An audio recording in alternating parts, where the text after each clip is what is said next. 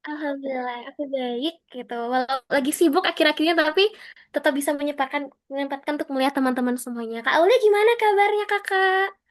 Alhamdulillah, kabar baik, Kak. Oh ya, teman-teman, jadi ini dia pemateri kita, Kak Syakira Amalia. Nah, di pertemuan ini kita akan belajar tentang essay beasiswa, essay beasiswa. Kak Syakira sebentar akan mereview dan membedah esai yang Kak Syakira sudah buat dan mengantarkan Kak Syakira menjadi awardee beasiswa unggulan di jenjang S1. Nah, untuk pertemuan kedua uh, akan ada pemateri dari jenjang S2.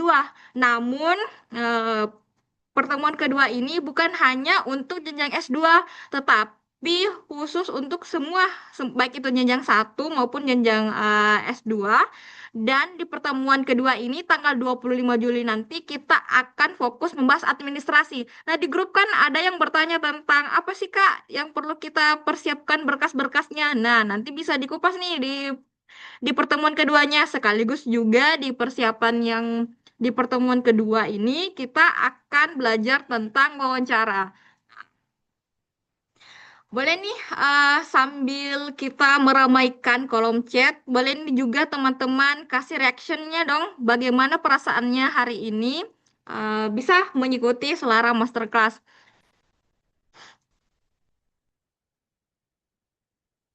Wah, ramai sekali ya.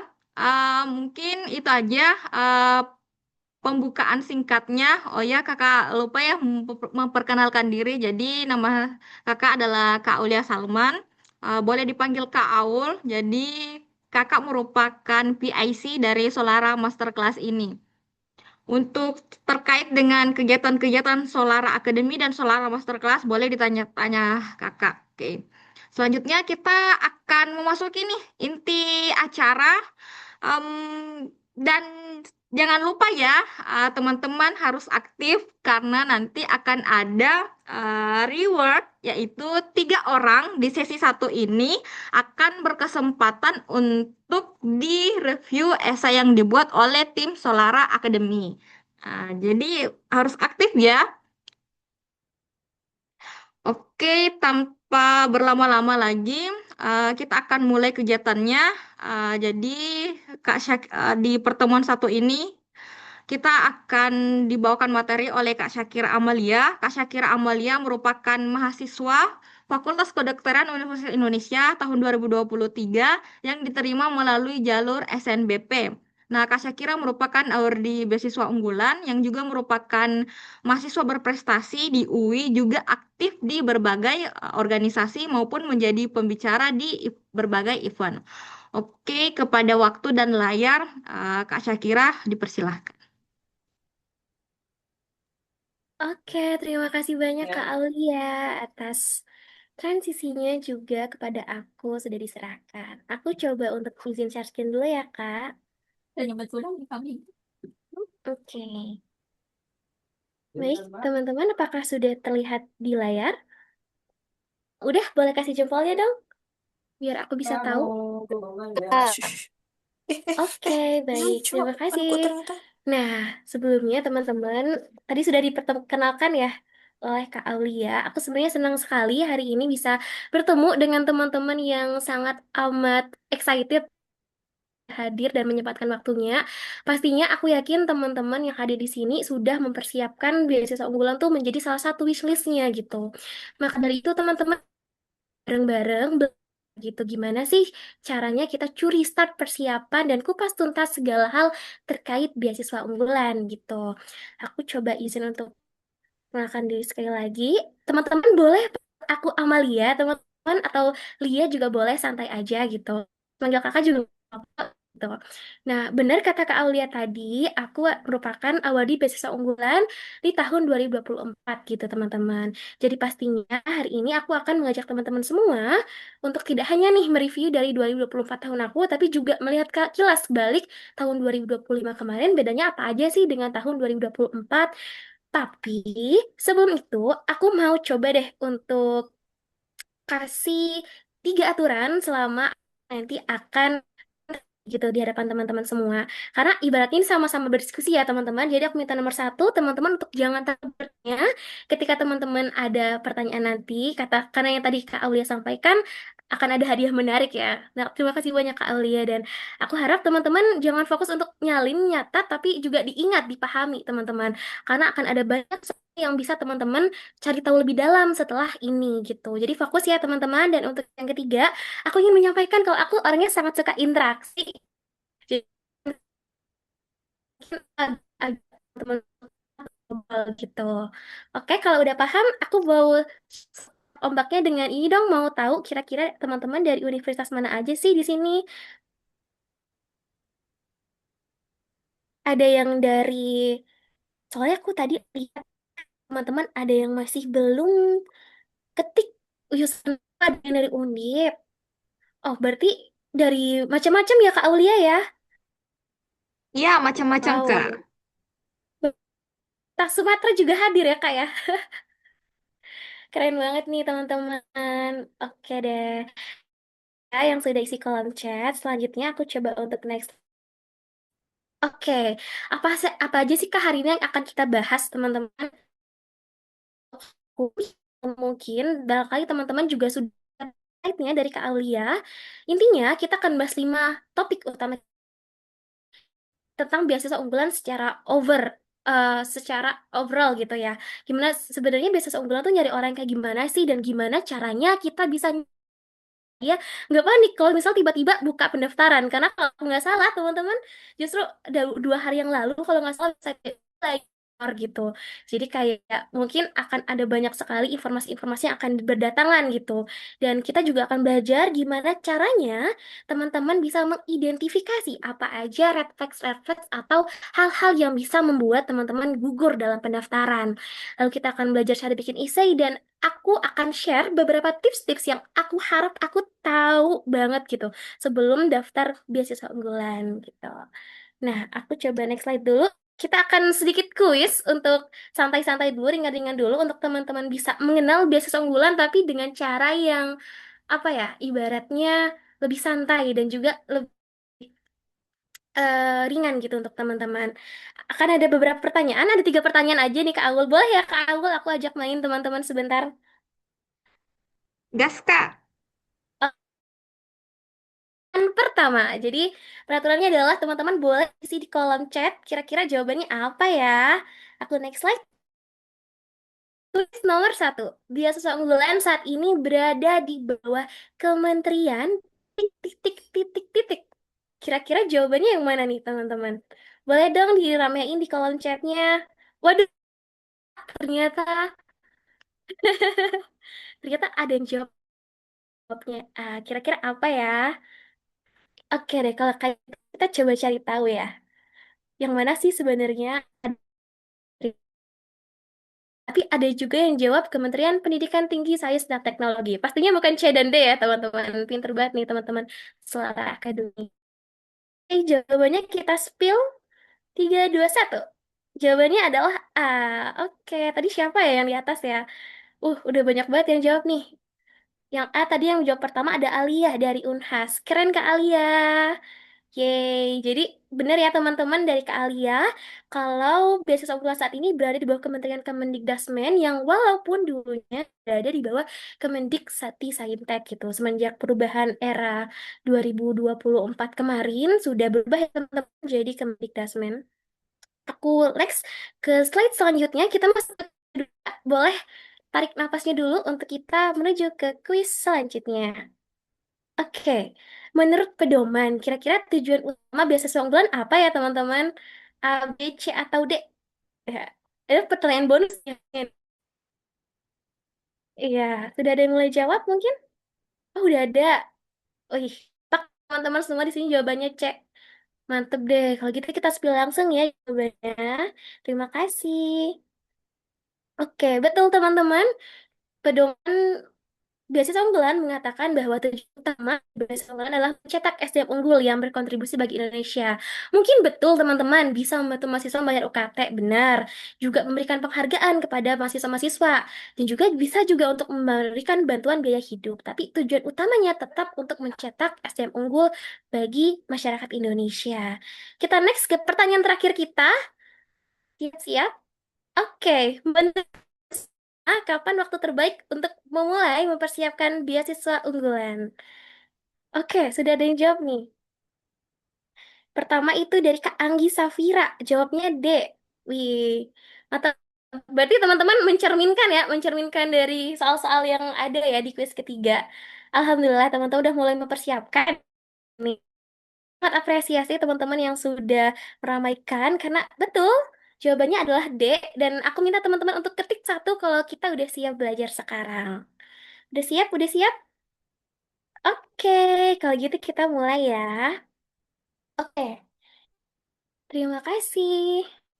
Nah, aku selanjutnya, aduh, oke. Sebenarnya udah dikirim ya kak ya, PPT-nya ya. Yang ini ya kak ya.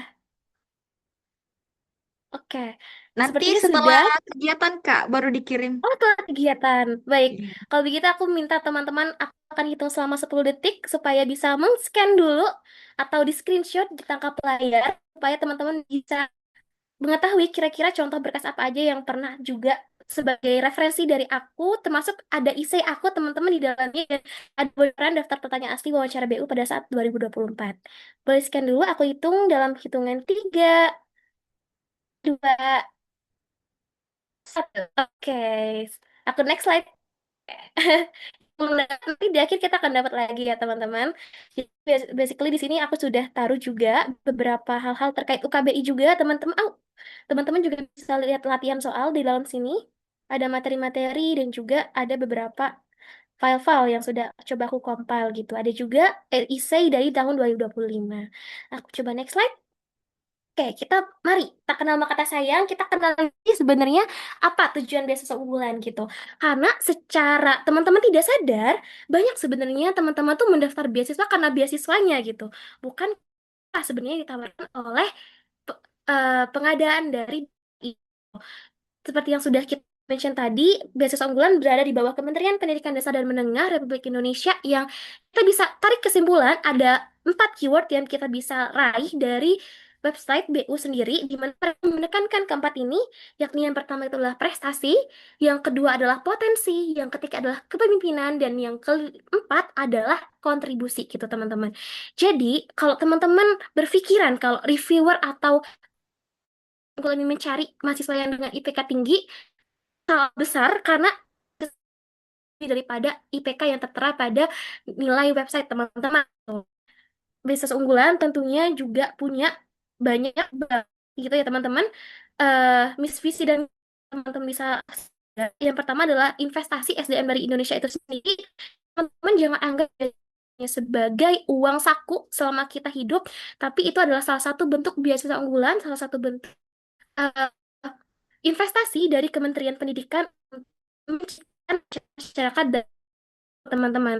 Seperti yang Ra, bahkan untuk menjadi future leader yang mampu berinovasi dalam akademik, riset maupun pengabdian pada masyarakat. Dan tentunya kalau teman-teman pasti aku aku kayaknya juga udah pasti udah banyak riset lah ya tentang sebuah kontribusi gitu. Jadi tujuannya bukan hanya pas lulus kuliah, tapi setelah lulus kuliah, teman-teman mau kontribusi apa sih buat Indonesia gitu. Pada intinya, ingin pemimpin untuk memberikan kontribusi nyata bagi bangsa.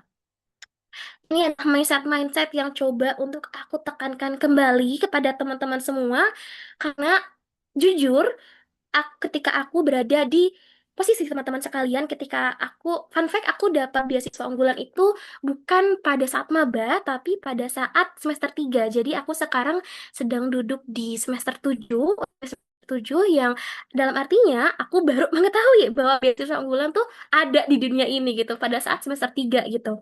Nah, mungkin waktu itu saat aku merasa cukup mengganggu aku nih. Salah satunya adalah aku sesuatu adalah uang kuliah gratis. Padahal di balik itu, setelah aku belajar lagi, setelah aku punya mentor, ternyata beasiswa adalah investasi negara yang mementingkan kita bertumbuh dan berdampak. Kita punya mindset untuk tidak hanya mengejar lolos, tapi menjadi kandidat yang layak dipilih. Jadi coba untuk di shift gitu mindsetnya ya. Dan ketika aku coba untuk melihat rekam jejak aku sertifikat-sertifikatnya, ternyata itu juga bisa jadi fondasi nih untuk mengumpulkan rekam jejak yang bermakna gitu untuk beasiswa unggulan. Dan yang paling penting adalah yang terakhir, teman-teman, kalau misal teman-teman sekarang masih punya mindset untuk beasiswa ini berorientasi pada diri teman-teman sendiri, coba untuk perlahan-lahan gitu, nggak harus cepat, tapi harus berorientasi pada kontribusi kepada masyarakat sekitar. Gitu. Ini pengantar teman-teman, tapi di sini aku coba untuk cari riset sedikit. Yang pastinya aku ingin tekankan kepada teman-teman semua, data-data yang ada di depan layar ini itu adalah data-data yang masih belum persen gitu dari lembaga resmi. Tapi kalau yang tahun 2024 ini sudah disampaikan pada saat pembekalan award di Beasiswa Unggulan 2024 yang merupakan data kompetitif. Seberapa kompetitif sih sebenarnya beasiswa unggulan ini adalah dari tahun 2024 ke tahun 2025. Mungkin teman-teman di sini aku pengen tanya, teman-teman kira-kira masih pada maba atau udah pada semester 3 nih, teman-teman? Dong, biar bisa tahu juga gitu. Kira-kira teman-teman nih sekarang lagi duduk semester berapa ya? Lagi maba. Oh, jadi campuran ya, tapi kayaknya aku lihat banyak maba. Oke. Terima kasih teman-teman semuanya. Dan kalau teman-teman sadar, perbedaan dari tahun 2024 dan tahun 2025 yang paling signifikan adalah yakni pendaftar tahun 2025 tuh jauh melonjak lebih banyak gitu. Jadi kalau teman-teman mungkin merasa tahun lalu ada yang pernah ikut namun masih belum lolos, jangan berkecil hati teman-teman karena kita akan belajar gitu ya. Dan kalau teman-teman tahu di 2025 kemarin proses penilaian dari reviewer itu cukup amat lama gitu dibandingkan tahun 2024 yang relatif lebih cepat karena memang ada banyak sekali gitu ada banyak sekali yang mendaftar gitu. Dan seperti biasa awardee dari beasiswa unggulan itu setiap tahunnya selalu di angka 2000 teman-teman. Dan biasanya kalau teman-teman sadar, tahap yang paling rumit dari beasiswa unggulan ini adalah justru dari tahap administrasi gitu. Jadi dari 24.000 ke 4.500 itu cukup signifikan ya teman-teman ya. Kan itu masih hanya diterima 600, ini hanya sekitar 10%, tapi ada rumor yang mengatakan bahwa acceptance-nya untuk tahun ini sekitar 2025. Ada data yang mengatakan mana yang resmi, mana yang tidak, kita belum tahu. Tapi yang bisa jadi kita kontrol sekarang adalah gimana caranya kita mempersiapkan tahap pertama, arti tahap administrasi yang digadang-gadang sangat sulit untuk ditembus gitu. Oke, kita next ke sebenarnya beasiswa unggulan itu tidak hanya menawarkan satu skema, teman-teman. Tapi yang menjadi favorit bagi mahasiswa adalah yang skema masyarakat berprestasi gitu. Bagi mahasiswa berprestasi jenjang S1, S2, dan S3. Yang lainnya ini hanya untuk beberapa segmen tertentu sebagai pegawai dan juga penyandang disabilitas gitu. Apa yang dibiayai gitu. Mungkin teman-teman di sini punya banyak apa ya informasi gitu. Kalau sebenarnya satu beasiswa yang ibaratnya tuh feedbacknya lumayan besar gitu ke mahasiswa di antara semua beasiswa-beasiswa negeri yang ditawarkan oleh pemerintah, yakni adalah salah satunya beasiswa unggulan, teman-teman. Itu bisa aku verifikasi karena memang ketika aku bandingkan dengan beasiswa-beasiswa lain, itu beasiswa unggulan tuh termasuk yang cukup besar. Kenapa? Karena di dalamnya teman-teman sekaligus biaya hidup, sekaligus biaya buku. Ini untuk yang biaya penelitian, biaya teknik, untuk beberapa S2 dan S3 ya teman-teman ya. Jadi untuk yang S1 teman-teman sekarang biasanya masih belum dapat gitu. Nah, untuk UKT ini akan di cover for teman-teman, misal teman-teman dapat sekian 100% akan dibayarkan langsung oleh beasiswa unggulan kepada pihak kampus. Dan juga biaya hidup itu kalau bertahun-tahun tuh berubah teman-teman, mungkin bisa dicatat. Setahu aku kalau misal yang tahun 2024 itu di kisaran 2 juta, tapi biaya bukunya tuh sekitar 900.000 per 2 juta per bulan dan 900.000 itu per semester gitu. Untuk yang angkatan 2024. Tapi yang angkatan 2024 itu berbeda lagi teman-teman. Nanti mungkin kamu bisa cari tahu sendiri gitu ya. Dihitung-hitung aja lah kira-kira berapa gitu. Oke, ini adalah persyaratan yang akan bisa teman-teman siapkan segera. Aku bagi menjadi 5 hal di sini, di mana teman-teman identitas seperti biasa bisa siapkan dari KTP, KTM, dan juga pas foto.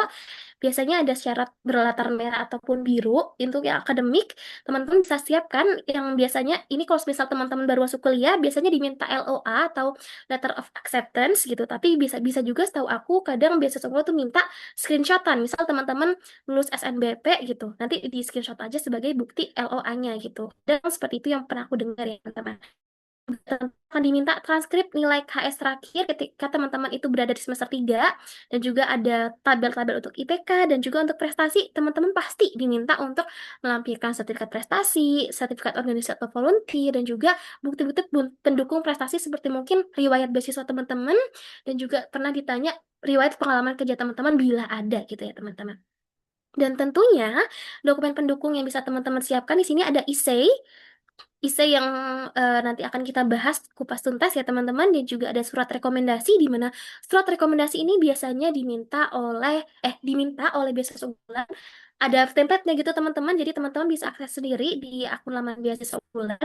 Surat rekomendasi ini biasanya bisa teman-teman minta melalui pihak kampus atau melalui pihak PA atau pembimbing akademik dari teman-teman sekalian. Ibaratnya kayak wali kelas gitu ya teman-teman ya. Kalau misal teman-teman di sini masih SMA gitu bahasa gampangnya lah ya. Dan ada surat pernyataan nanti itu juga sudah ada, tinggal ditandatangani dan juga diisi. Lalu dokumen tambahannya yang sekarang sedang banyak di TikTok, yang sedang di JJJJ ya teman-teman, itu adalah sertifikat UKBI, di mana ini beberapa predikat biasanya ada minimal tertentu gitu predikat yang harus dicapai. Biasanya kalau untuk sertifikat UKBI sendiri ini harus untuk membayar biasanya teman-teman sekitar 100.000 sampai 300.000, tapi kalau nggak salah aku waktu itu 100.000 deh. Dan untuk iya, untuk persiapan untuk teman-teman nih sebenarnya untuk sertifikat UKBI ini bisa banget gitu untuk disiapkan secepatnya, karena setahu aku sertifikat UKBI ini tidak bisa kalau teman-teman bayar sekarang langsung tes sekarang, itu nggak bisa teman-teman.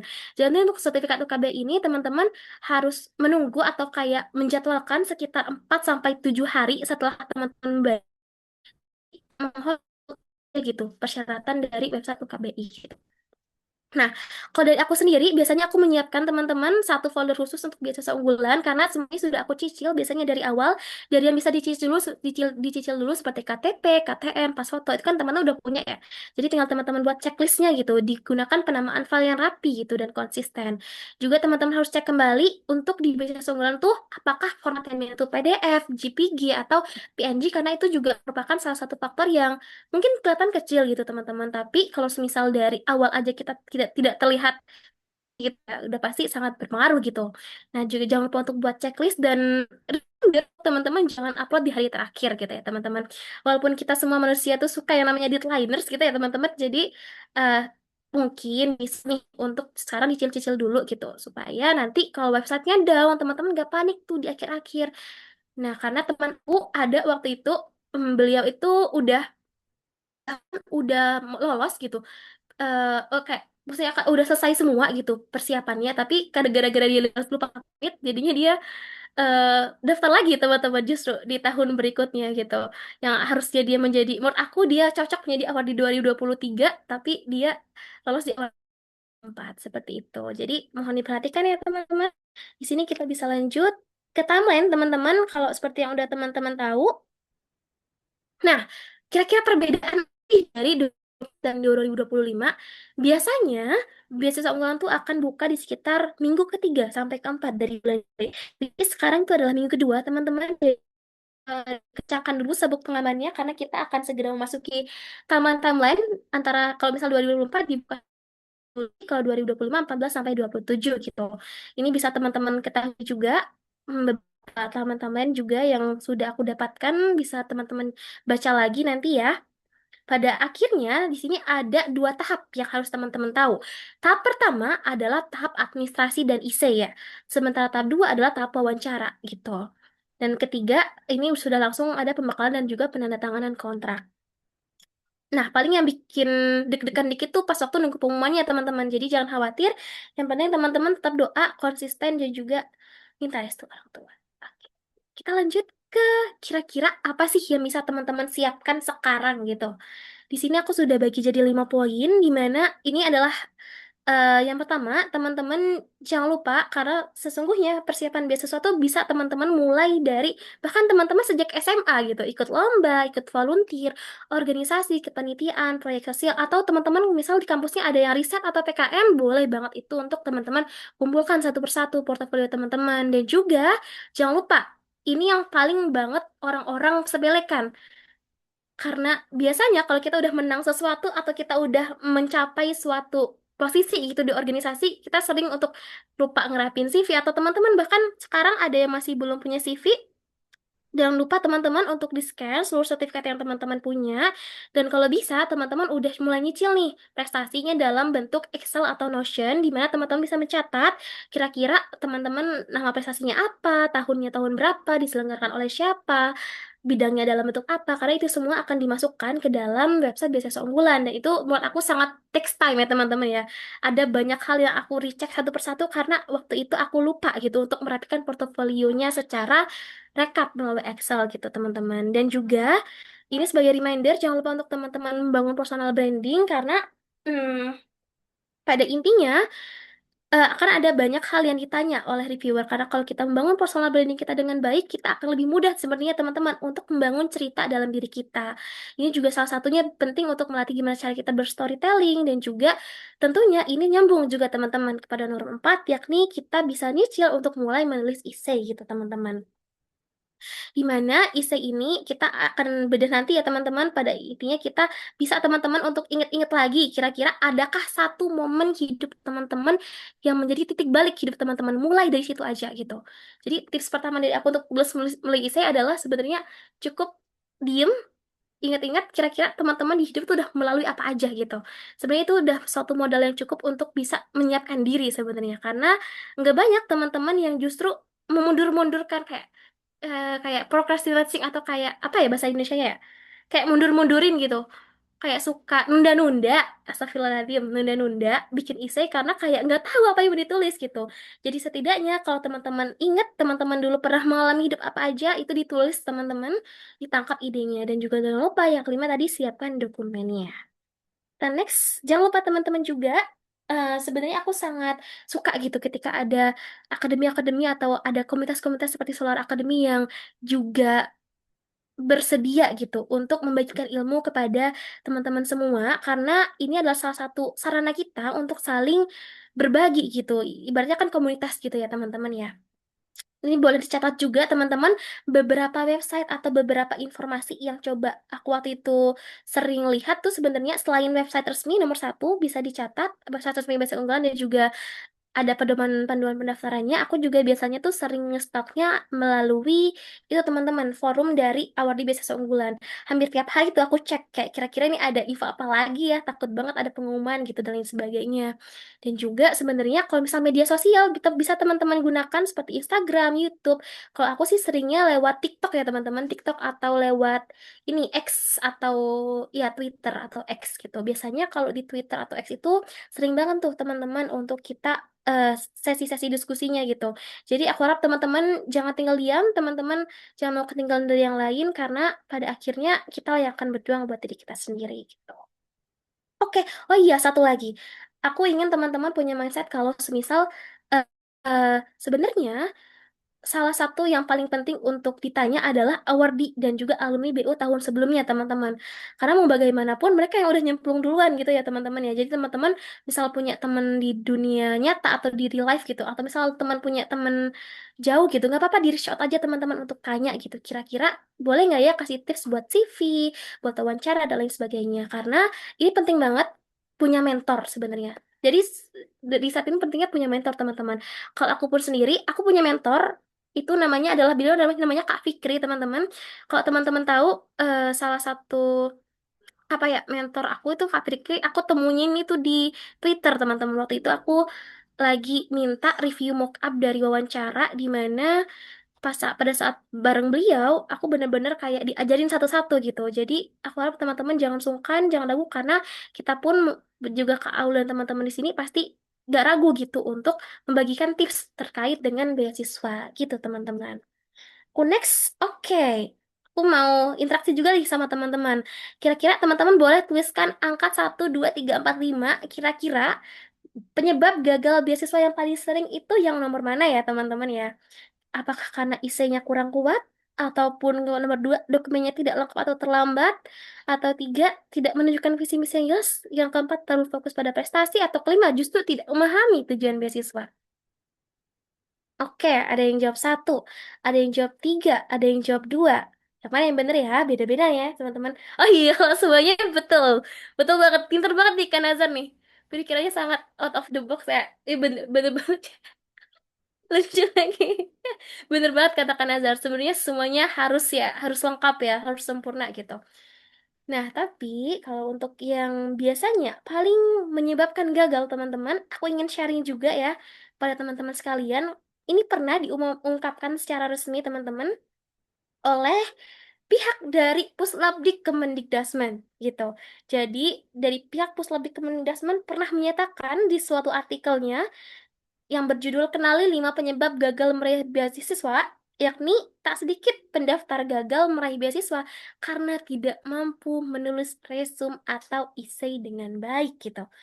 Dan pada hari ini kita akan beralih ke sesi untuk membedah gitu teman-teman. Kira-kira gimana sih cara menulis essay dengan baik supaya teman-teman nggak kena nih alasan dari kelima tadi. Tapi yang ini yang utama ya teman-teman. Yang ini tentunya juga harus kita kejar gitu. Kita fokus ke satu dulu, ke poin pertama yang tentang essay. Oke, tapi di sini aku coba untuk bagi jadi 3. Eh, ini sebenarnya baik lagi tentang mindset ya teman-teman ya. Karena pada akhirnya lebih penting mana sih administrasi atau essay gitu. Aku setuju teman-teman tadi yang essay itu juga dokumen juga harus lengkap. Karena di sini aku udah bagi jadi teman-teman bisa bayangkan ada sebuah rumah nih teman-teman. Ada sebuah rumah di mana rumah kan pasti punya pintu, rumah juga pasti punya ruang tamu gitu. Dan rumah pasti juga punya, kita bisa anggap administrasi kelengkapan-kelengkapan dokumen tuh sebagai pintu rumah gitu. Isai kita sebagai ruang tamu kita. Lalu yang itu yang sering terlupakan adalah profil diri kita atau personal branding kita atau uh, ibaratnya potensi yang kita punya atau bahkan jati diri yang kita punya gitu ya teman-teman ya. Bayangkan sebuah rumah kalau nggak ada pintunya, gimana sih reviewer dari beasiswa unggulan bisa masuk? Kalau misal dari awal aja administrasi kita udah agak lengkap, pintunya terkunci nih. Ya, berarti untuk masuk melihat IC-nya, untuk masuk melihat profil diri kita, reviewer tuh nggak bisa masuk gitu. Itulah pentingnya dari administrasi gitu, teman-teman. Jadi ini memang harus lengkap ya, teman-teman. Dan juga yang kedua, ketika reviewer udah masuk nih ke rumah kita, oke lah, pintunya cantik, dari luar tuh kelihatan bagus.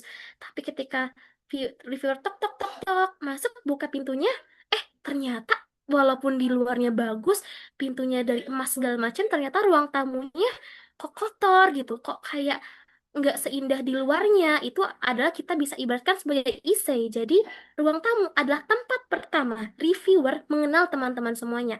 Apakah rumahnya nyaman atau rumahnya menarik untuk reviewer tetap stay sampai akhir membaca isei teman-teman. Itulah yang akan kita bahas pada malam hari ini. Dan tapi jangan lupa teman-teman, untuk yang ketiga tetap teman-teman yang menjadi fondasi dari rumah teman-teman. Nggak peduli rumahnya sebagus apa, nggak peduli luarnya secakep apa, pintunya secakep apa, ruang tamunya secakep apa, tapi kalau fondasi rumahnya aja belum kuat, rumah secantik apapun akan tetap nggak kokoh teman-teman. Jadi itulah fungsinya teman-teman untuk mengenal diri teman-teman, untuk punya berbagai pengalaman yang sekiranya bisa untuk teman-teman kontribusikan kepada masyarakat gitu teman-teman. Dan ini dia yang akan aku bahas, kenapa sih sebenarnya isai menjadi momok gitu ya teman-teman, dan juga kenapa isai itu menjadi pembeda gitu yang sering banget digaungkan sebagai hal yang menyebabkan teman-teman gagal gitu. Nah, di sini teman-teman harus beda dulu nih, harus harus teman harus membedakan kira-kira bedanya dari dokumen yang teman-teman kumpulkan, kelengkapan-kelengkapan dokumen yang sudah aku sebutkan tadi dibandingkan dengan isai itu apa sih sebenarnya. Nah, kalau IPK tadi itu menunjukkan kemampuan akademik teman-teman. Oke, betul gitu. Kalau sertifikat menunjukkan seberapa besar sih pengalaman dan juga prestasi teman-teman. Nah, Surat rekomendasi menunjukkan penilaian orang lain terhadap kita. Tapi kalau essay itu akan menunjukkan motivasi kita, karakter kita, dan visi diri kita gitu. Karena gimana? Teman-teman bisa bayangkan ada 39.000 lebih pendaftar gitu. Gimana caranya reviewer bisa membedakan dua pelamar ini gitu? Katakanlah pelamar A namanya si Desi gitu. Pelamar B namanya si Budi. Si Desi punya IPK 3,9. Budi pun juga punya IPK sedemikian besar gitu, 3,9. Masalahnya, kedua-duanya juga sama-sama menjadi ketua organisasi yang cukup kompeten gitu ya. Dan juga punya nih pengalaman juara nasional. Nah, gimana sih cara membedakan antara Desi dan Budi ini di mata reviewer? Maka jawabannya adalah essay yang bisa jadi pembeda di antara keduanya. Karena essay bisa menunjukkan makna pengalaman dari bagi mereka kedua berdua tuh bedanya seperti apa, proses bertumbuh mereka berdua itu seperti apa, nilai-nilai yang Budi dan Desi pegang tuh bedanya seperti apa, dan juga visi kontribusi yang akan diberikan Desi dan juga Budi di masa depan tuh seperti apa. Jadi inilah yang sebenarnya akan menjadi salah satu personal branding kita yang akan kita tunjukkan melalui essay gitu teman-teman. Ada tiga hal yang mau aku sampaikan di sini. Sebenarnya, isi yang baik itu sebaiknya mampu untuk menjawab empat pertanyaan ini, teman-teman. Yang paling sering adalah tiga sebenarnya. Ini adalah, ini sebenarnya simpel kalau teman-teman tahu bahasa Inggris tuh biasanya kita kalau belajar grammar, biasanya kan ada yang namanya masa kini, masa lalu, dan juga masa depan gitu ya teman-teman. Kita anggaplah now, past, and future gitu. Nah, teman-teman harapannya bisa menjawab tiga ini dulu nih sebagai dasarnya. Yang pertama ada now, now adalah sekarang. Teman-teman harapannya bisa menjawab siapa saya sekarang gitu. Ceritakan gitu tentang diri saya sekarang. Tapi now itu nggak akan penting teman-teman. Kalau teman-teman nggak cerita tentang past dari teman-teman, tentang masa lalu dari teman-teman, kira-kira apa sih kontribusi yang udah teman-teman lakukan? Itulah yang teman-teman harus buktikan. Dan yang ketiga adalah percuma nih kalau misal sekarang sama yang masa lalu teman-teman bagus, tapi teman-teman nggak bisa meyakinkan reviewer kalau di depan nanti teman-teman akan memberikan kontribusi sebesar itu gitu. Jadi inilah poin yang ketiga, di future nanti teman-teman akan memberikan kontribusi apa di masa depan.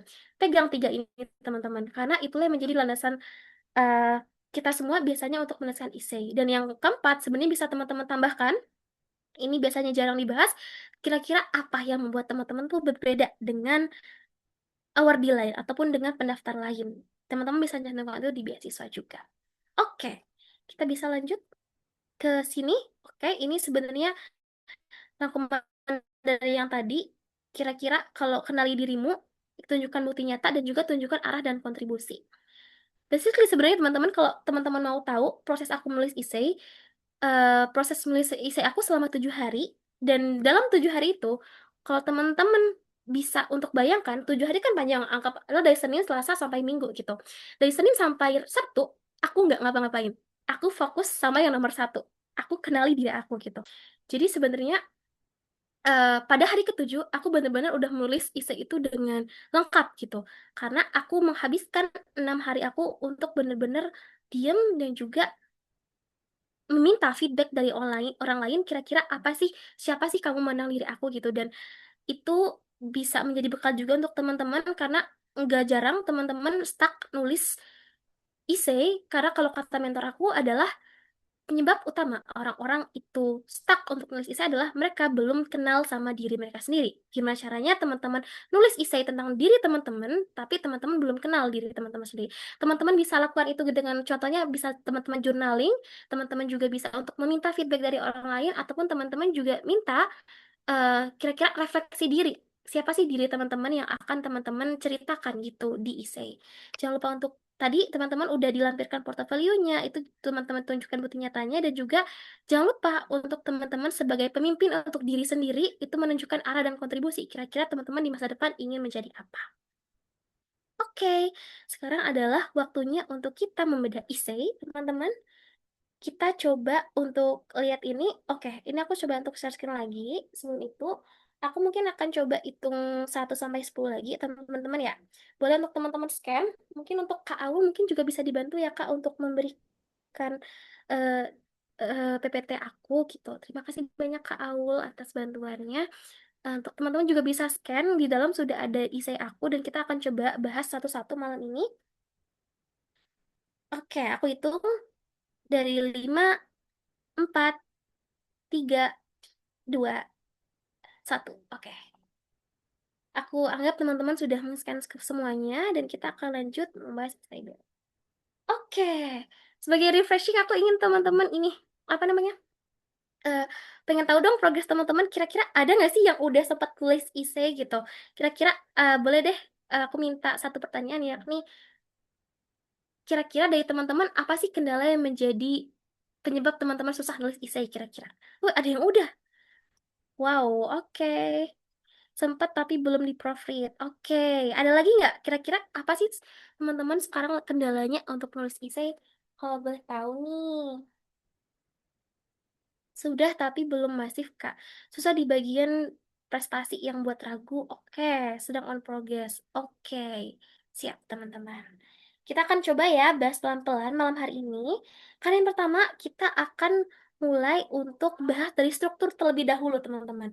Kalau kita bahas struktur, teman-teman pasti dari SD, SMP, SMA, aku yakin teman-teman udah banyak banget tahu tentang bahasa Indonesia, materi bahasa Indonesia. Betul, makasih banyak ya teman-teman yang udah ngechat, terharu. Makasih ya sudah banyak curhat di kolom chat. Oke oke, nanti kita coba diskusikan bersama ya teman-teman ya tentang masalah teman-teman.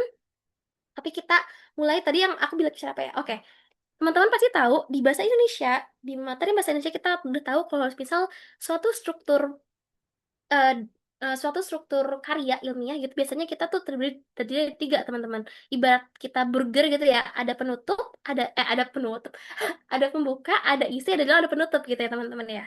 Dan itu juga ada dalam isi yang akan aku bahas malam ini, tapi kita sekarang akan lebih bahas tentang apa aja sih secara detail gitu yang ada di isi aku gitu. Teman-teman udah ada yang buka ini? Boleh untuk reaction? Nggak apa-apa teman-teman lihat dari tab lain atau dari HP teman-teman juga nggak masalah. Siapa tahu teman-teman pengen baca keseluruhannya. Oke, terima kasih. Oke, sekarang kita coba untuk lihat dari judul ICB aku adalah transformasi karya dari impian ke aksi nyata. Nah, kita akan bahas dari pembuka dulu teman-teman. Kalau lihat kata pembuka, pasti teman-teman udah nggak jarang kenal yang namanya adalah hook gitu teman-teman. Nah, hook ini yang aku pakai dalam essay itu sebenarnya tujuannya tidak lain dan tidak bukan adalah membuat gimana caranya reviewer itu stay gitu untuk membaca paragraf selanjutnya. Jadi basically hook itu bukan hanya sebagai pemanis di awal, tapi gimana caranya hook ini bisa membuat reviewer tuh pengen baca dari paragraf satu, paragraf 2, paragraf 3 hingga paragraf akhir gitu.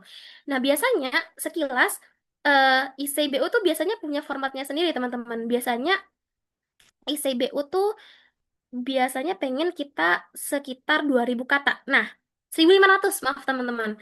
Jadi ICBU biasanya kita maksimalnya adalah 1.500, di mana sini aku adalah 1.495. Kelihatan banget ya teman-teman ya, strugglingnya untuk mengurangi dari 1.500 ke 1.495. Beda 5 kata doang gitu ya, oke. Dan kita akan coba satu-satu. Jadi yang pertama, sebenarnya di sini aku pakai hook, di mana jenis hooknya itu adalah curiosity hook, di mana aku memakai hook yang berkaitan banget sama diri aku dan tidak langsung teman-teman untuk memperkenalkan diri aku. Nah, karena kalau misal kita udah memperkenalkan diri kita di awal teman-teman, itu pasti reviewer udah kayak bacanya udah kayak ini anak mau perkenalan atau mau ngapain gitu. Tapi di sini aku coba nih teman-teman untuk memberikan pembukaan dulu gitu. Jangan takut. Oke.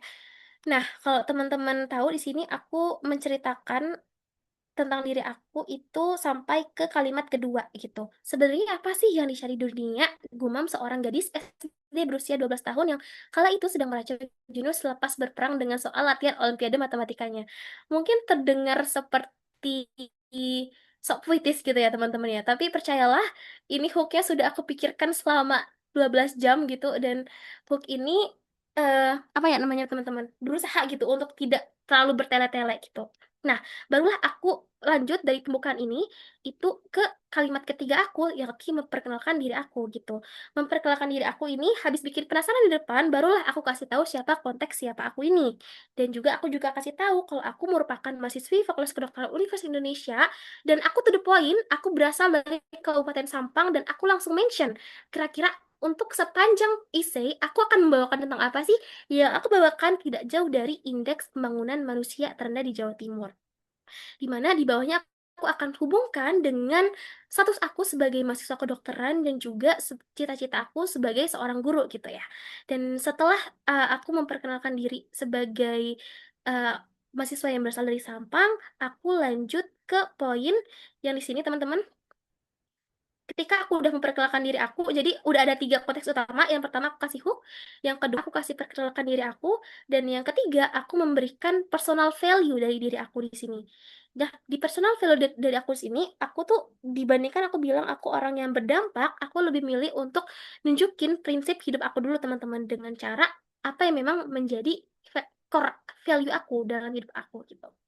Nah, karena kenapa teman-teman? Di sini aku mencoba sebenarnya menyisipkan satu tema. Kalau teman-teman ingat tema 2024 Beasiswa Unggulan itu adalah karya, teman-teman. Dan di sini aku mencoba untuk menyelipkan kata karya sebenarnya. Jadi, sebisa mungkin teman-teman yang menjadi dasar untuk menulis esai teman-teman juga harus cari tahu sebenarnya temanya itu apa gitu. Kalau 2024 itu temanya adalah karya, kalau yang 2025 tuh temanya adalah teknologi kalau tidak salah teman-teman. Setiap tahun akan berbeda, jadi coba untuk dikembangkan sendiri sesuai dengan eh, kompetisi teman-teman. Nah, lanjut ke paragraf kedua, aku di sini untuk mulai menceritakan latar belakang aku, teman-teman.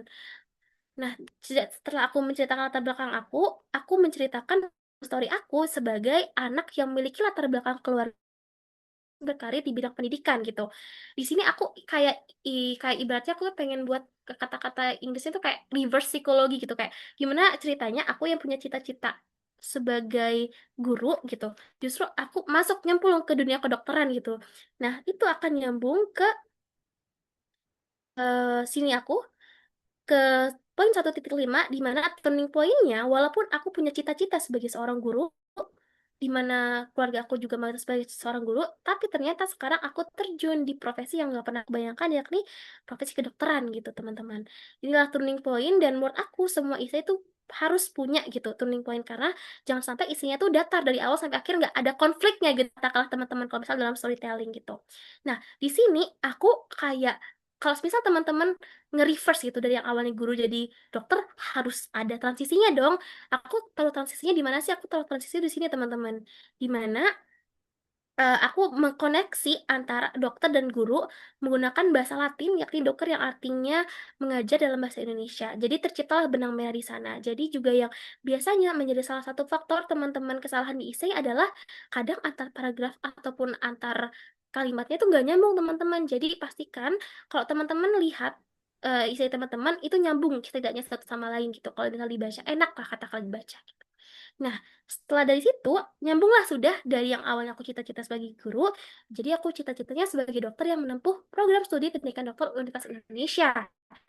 Nah, pastinya teman-teman, River itu pengen gitu, tahu kalau kita tuh nggak salah jurusan, teman-teman. Kenapa? Karena kalau teman-teman tahu, di salah satu ketentuan beasiswa unggulan adalah kita sebagai awardee beasiswa unggulan itu tidak boleh yang namanya pindah jurusan gitu. Jadi eh, untuk meyakinkan juga sebenarnya kalau aku pengen bener-bener ada di pendidikan dokter Universitas Indonesia, aku jelasin lah sini teman-teman kayak aku nih sebenarnya pengen gitu juga masuk di Universitas Indonesia walaupun aku punya cita-cita sebagai guru. Nah, kenapa sih universitas ini? Aku kasih alasan yang benar-benar spesifik di mana aku kasih salah satu cerita personal aku pada saat aku ospek gitu. Jadi teman-teman yang mungkin sekarang semester 3 boleh untuk di recalling lagi kira-kira teman-teman pas waktu maba itu mengalami apa aja ya gitu. Nah, ini aku cerita tentang salah satu dosen pengampu aku yang menginspirasi aku. Jadi kayak aku sangat pengen sebenarnya berada di FKUI gara-gara beliau. Dan di sini, setelah aku cerita itu, aku masuk ke dalam evidence-evidence atau bukti-bukti dari aksi-aksi yang pernah aku lakukan. Kebetulan teman-teman, aku sekarang sedang aktif kegiatan volunteer dan sebenarnya di rumah aku nih sekarang itu lagi banyak banget kegiatan volunteer yang teman-teman aku datang ke sini. Dan alhamdulillah aku sudah konsisten, insya Allah dari tahun 2024 di berbagai kegiatan volunteer dan aku uraikan itu dalam bentuk angka, teman-teman. Aku mengunjungi 20 pasien, aku mengunjungi 30 anak disabilitas intelektual, aku juga selama 6 bulan aku mengajar sebagai tim materi untuk anak-anak di Marunda, Kapuk Muara, juga Kampung Jembatan Putih, Jakarta gitu. Nah, yang paling penting juga teman-teman di ISEI itu adalah ini kan teman-teman, kan teman-teman di ISEI enggak menyebutkan aku peduli gitu atau aku pengen untuk melakukan ini. Enggak, teman-teman. Tapi teman-teman pastikan teman-teman melakukan suatu aksi nyata yang teman-teman bisa lihat itu melalui pengalaman-pengalaman teman-teman. Pasti, teman-teman. Aku yakin kan kalau misal teman-teman bilang, aku nggak punya nih, Kak, pengalaman sebesar kakak kali seperti itu gitu. Tapi aku yakinkan sekali lagi teman-teman, mentor aku pernah bilang kalau sekecil-kecilnya teman-teman memandang hidup teman-teman, pasti ada satu titik teman-teman tuh merasa, wah ini sebenarnya menarik nih untuk kita angkat dalam essay. Itu nggak apa-apa teman-teman. Sekecil apapun yang pernah teman-teman lakukan, tetap nggak apa-apa teman-teman. Hargai itu, teman-teman juga bisa angkat itu gitu. Karena pada akhirnya bukan seberapa besar apa yang kita lakukan, tapi seberapa besar sebenarnya itu maknanya buat hidup kita gitu. Dan juga seberapa besar makna itu buat orang lain, teman-teman. Pastikan teman-teman show don't tell ya teman-teman ya. Dan kita bisa masuk ke poin 1.10 di mana ini strukturnya aku masukkan unique selling point. Di mana kebetulan waktu itu adalah karya ya teman-teman yang ditekankan pada tahun 2024. Jadi sebisa mungkin aku selipkan tentang bagaimanapun di sini aku sebenarnya bingung waktu aku teman-teman tahun 2024 itu. Gimana caranya anak kedokteran yang selama hidupnya aku nggak pernah bersinggungan dengan seni, kita katakanlah disuruh membuat esai tentang, maka yang aku lakukan adalah aku mendefinisikan karya itu sebagai dampak. Makanya di sini aku bilang, tiap inci yang dapat berdampak positif dalam kehidupan semesta pun adalah, disinilah aku mempresentasikan karya bagi aku adalah berdampak positif seperti itu. Jadi aku ingin minta teman-teman untuk membaca sebuah tema jangan terfokus pada sulit nih kayaknya tema teknologi. Salah di situ teman-teman. Yang bisa teman-teman jadikan itu justru sebagai sebuah potensi untuk teman-teman menuliskan essay gitu. Karena jujur sebenarnya aku bingung teman-teman untuk nulis ini sebenarnya. Nah, di sini aku tulis, aku juga suka menulis gitu teman-teman. Itu juga menunjukkan hobi aku yang sebagai mahasiswa kedokteran kerjanya nggak hanya belajar tapi juga melakukan hobi gitu teman-teman. Karena itu juga yang menjadi salah satu pertanyaan reviewer saat wawancara ya teman-teman, untuk memastikan kita tidak burnout sebenarnya pada saat menjalani perkuliahan. Dan juga kalau teman-teman tahu di dalam sebuah kita menuliskan paragraf tentang storytelling itu biasanya kita kenal yang namanya STAR method gitu. Kita ingin menyampaikan sebuah pengalaman dalam essay tapi dalam bentuk yang tidak aneh atau dalam bentuk yang nyambung satu sama lain, kita bisa pakai yang namanya STAR method, di mana kalau teman-teman tahu ini adalah sebuah singkatan dari situation, task, action, and result gitu. Ini aku coba sampaikan, situation aku adalah dalam suatu kesempatan proyek bersama tim IPS 10, lalu kolaborasi bla bla bla bla bla, bekerja sama dengan bla bla bla, sampai kita kasih konteks aku kasih situation di mana aku disuruh untuk ngasih inovasi berupa edukasi untuk membatas stunting gitu. Nah, di situ ada yang namanya task gitu. Tasknya adalah kami ditugaskan masalah inovasi gitu. Setelah itu, action kita adalah kita main problem di sini teman-teman.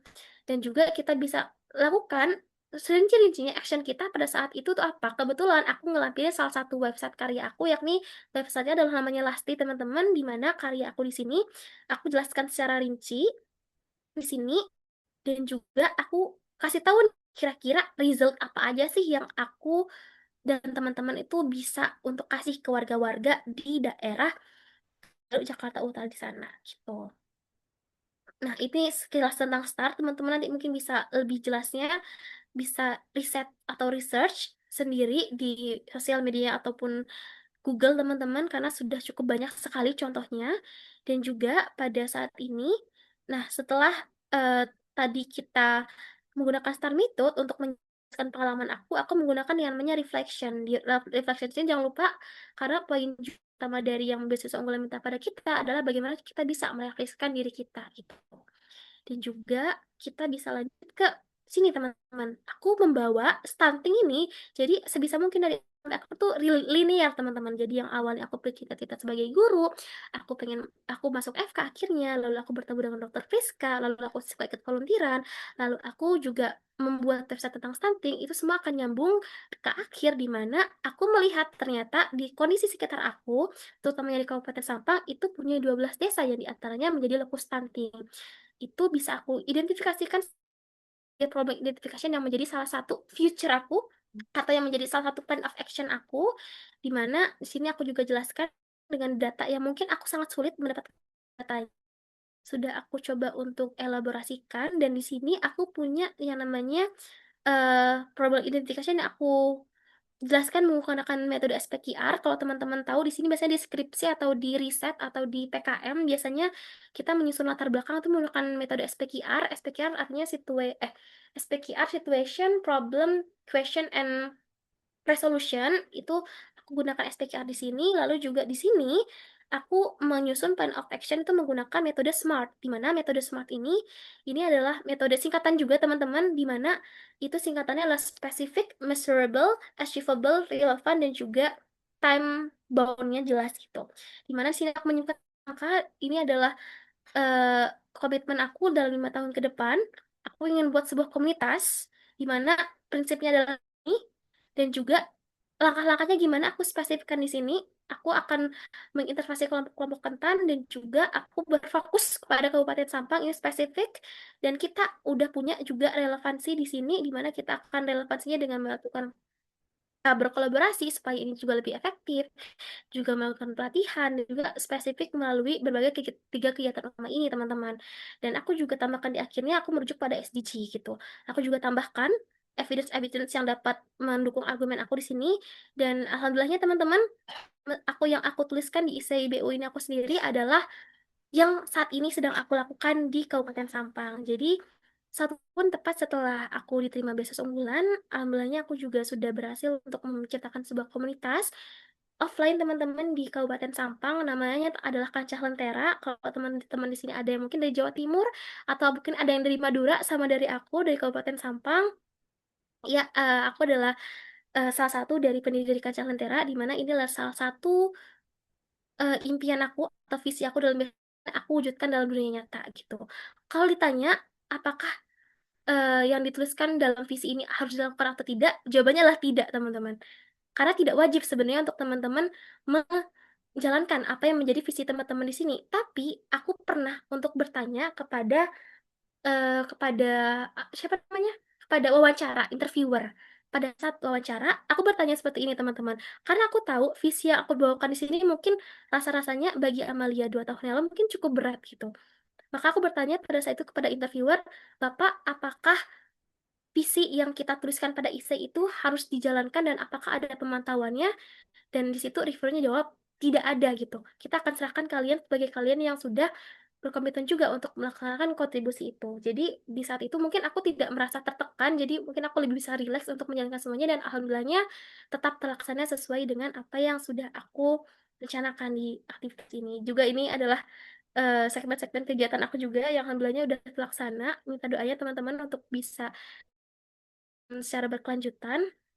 Dan di sini aduh maaf banyak tanya teman-teman jadi kita masuk ke udah aku masukin juga evidence-evidence yang bisa mendukungnya. Lalu juga di sini aku juga memasukkan SDGs, poin SDGs. Lalu juga di sini aku menekankan kembali sebenarnya satu paragraf terakhir. Ini adalah satu paragraf terakhir mepet sebenarnya teman-teman. Jadi aku salah satu kelemahan aku dalam buat essay juga ini adalah aku kurang dalam menutupnya. Menutupnya dalam artian aku punya banyak isi yang begitu banyak ingin aku masukkan sehingga penutupnya aku hanya masukkan satu paragraf gitu. Well, sebenarnya aku pengen lebih gitu. Kalau seandainya waktu bisa diulang gitu. Tapi alhamdulillahnya semuanya tetap tertutup teman-teman dengan maksimal gitu. Di sini aku coba tekankan yang paling penting adalah kenapa sebenarnya aku layak untuk dipilih sama BU gitu. Kenapa BU penting buat perjalanan dan visiku yang sesuai aku tuliskan tadi. Dan juga di sini aku tekankan ini adalah visi misi dari BU. Aku coba masukkan juga.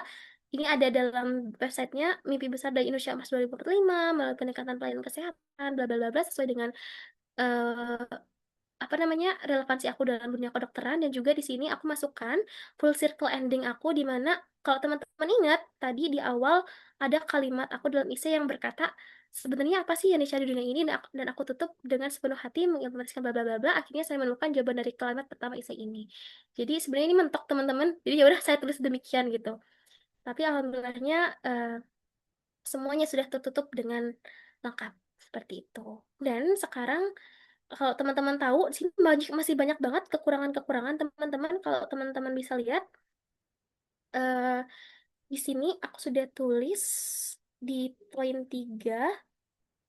Oke, poin 3.1. Poin 3.1, 3.1. Oke, bagian titik 1, aku melatihkan berbagai kekuatan aku di sini, tapi di sini aku mulai untuk masuk dalam kelemahan aku. Aku merasa bahwa hook aku tuh cukup panjang gitu teman-teman untuk masuk ke inti. Bagi aku pribadi ya gitu. Dan juga mungkin ada beberapa kalimat cukup filosofis. Jadi sebenarnya pada saat menulis essay ini aku berharap bahwa reviewernya itu ya teman-teman suka banget juga sama hal puitis gitu. Tapi ya udahlah, alhamdulillah ternyata nggak cukup abstrak gitu. Tapi aku merasa kalau teman-teman pertama kali baca ini mungkin kalimat-kalimat meracau jenuh itu mungkin tidak cukup familiar gitu di orang-orang awam. Lalu juga untuk poin kelemahan di sini ada poin 3.2 pada paragraf 3 dan 5. Di sini aku merasa teman-teman aku membentuk background aku ini cukup panjang gitu teman-teman. Dari awal aku pengen jadi guru lalu masuk kedokteran, aku itu biasanya harusnya bisa lebih singkat gitu. Dan juga aku merasa aku banyak lupa masa kecil aku. Jadi kayak seharusnya aku bisa cari yang lebih bermakna tapi aku tuliskan yang aku ingat hari itu gitu. Padahal sebenarnya pas setelah aku nulis essay banyak sekali sebenarnya dalam otak yang masih belum bisa dimasukkan. Tapi nggak apa-apa karena udah versinya agak panjang, seharusnya bisa lebih untuk dikurangi. Lalu paragraf 6 sampai ke 7, aku merasa pas waktu aku cerita tentang perjalanannya Dokter Dewi Friska, ini ada satu paragraf yang full cerita tentang Dewi Friska gitu. Tapi sebenarnya ini sebenarnya cukup oke gitu. Tapi kayak mungkin aku merasa agak panjangan gitu. Satu paragraf itu full sama Dokter Priska. Lalu pas waktu itu makanya penutup juga aku nggak banyak teman-teman karena semuanya udah banyak diisi. Lalu pada paragraf 8 sampai 10 aku juga merasa kelemahan aku adalah terlalu banyak aku ingin memasukkan contoh kegiatan aku. Seandainya aku di sini pas waktu aku SLB, kalau KBA, lalu volunteer sebenarnya nggak perlu dimasukin semua teman-teman. Cukup yang mewakilkan saja gitu. Karena pada akhirnya ini sebenarnya juga bisa diakses gitu teman-teman oleh interviewer pada saat kita memasukkan beberapa riwayat pengalaman kita. Lalu pada poin 3.5 di sini kelemahan aku di sini aku merasa kalau misal pada saat proyek aku itu masih belum banyak data-data kualitatif atau data-data berupa angka yang bisa kita taruh gitu sebenarnya. Nah, makanya ini baik bagi teman-teman, misalnya mungkin teman-teman proyek gitu, katakanlah teman-teman mengelola proyek media sosial di mana eh, media sosial kan biasanya ada statistiknya gitu. Ibarat teman-teman coba cari tahu lagi kira-kira pengalaman apa dari teman-teman yang bisa untuk di-track secara angka gitu. Itu bisa jadi salah satu sarana yang bagus untuk teman-teman bisa mendeskripsikan secara kualitatif tidak bentuk deskriptif gitu. Lebih kuat teman-teman kalau misal ada data hasil, misalnya adalah peningkatan pengetahuan peserta atau jumlah pengguna website seperti yang belum aku sebutkan juga di sini. Lalu juga kita bisa lanjut poin paragraf 13 sampai 15. Aku merasa future plan aku cukup ambisius dan juga masih belum secara spesifik tahapan-tahapan yang aku sebutin ini secara rinci gitu. Lalu juga yang poin terakhir di paragraf terakhir di sini aku merasa ada banyak banget gitu poin-poin penutup yang seharusnya bisa lebih apa ya bisa lebih eksplisit gitu antara pengembangan diri dan hubungan antara BU-nya gitu. Karena antara paragraf sini dan sini aku masih merasa ada transisi yang masih ada gap yang cukup jauh gitu teman-teman. Dan juga di sini aku juga sampaikan bahwa versi idealku adalah aku menyampaikan 60% itu cerita, 20% refleksi dan juga 20% itu data dan juga prestasi.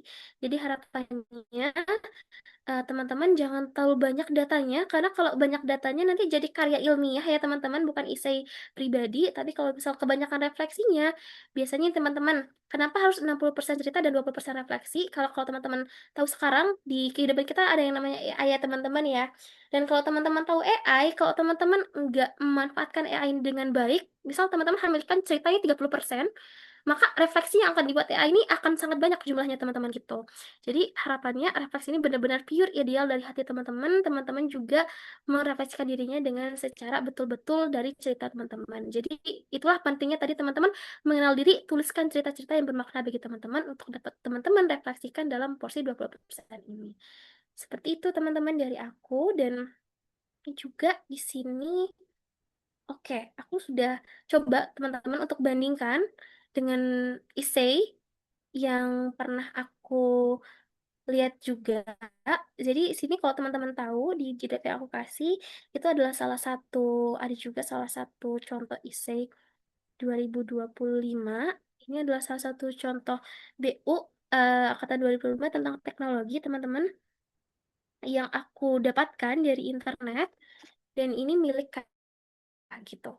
Dan di sini aku coba untuk bedah sedikit gitu teman-teman, kira-kira kayak perbedaan apa sih yang bisa aku temukan dengan essay aku gitu. Nah, di sini teman-teman, hmm, oke, kalau teman-teman punya pertanyaan boleh dikit dulu ya teman-teman ya.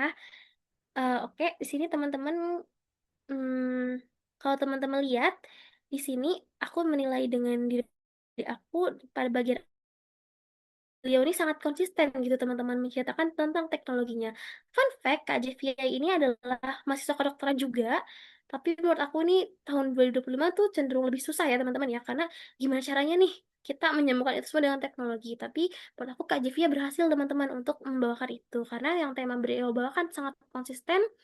Kalau teman-teman bisa baca di sini, lalu tapi sini salah satu kekurangan yang bisa menurut aku lebih maksimal adalah bisa untuk lebih personal gitu teman-teman, tapi nggak apa-apa gitu teman-teman, kalau misal idealnya teman-teman pengen untuk pakai kutipan juga nggak masalah gitu, karena akan rasa-rasanya aku melihat ada cukup banyak sekali yang masih menggunakan kutipan. Tapi kalau misal teman-teman itu memang relevan nggak apa-apa digunakan gitu, tapi kalau teman-teman punya kutipan yang mungkin lebih personal bagi teman-teman, disilahkan juga teman-teman. Lalu pada saat ini beliau langsung menggunakan data yang kuat, jadi dia nggak hanya opini, tapi dia menunjukkan data-data dari Ekonomisi 2023, tidak hanya dari Google tapi juga dari Kominfo, kata data DJKN dan juga SSGI.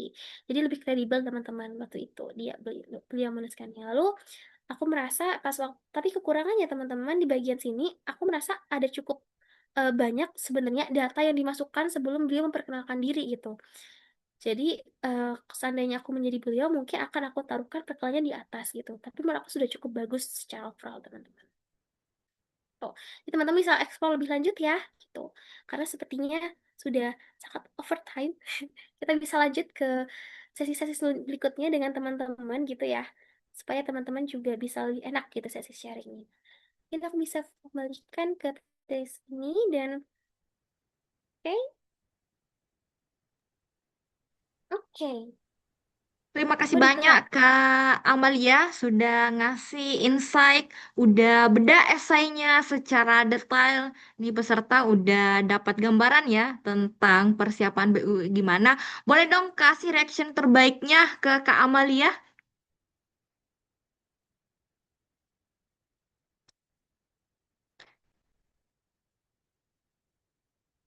Oke, Terima kasih banyak Kak selanjutnya Aul. ya, selanjutnya kita akan ada sesi tanya jawab.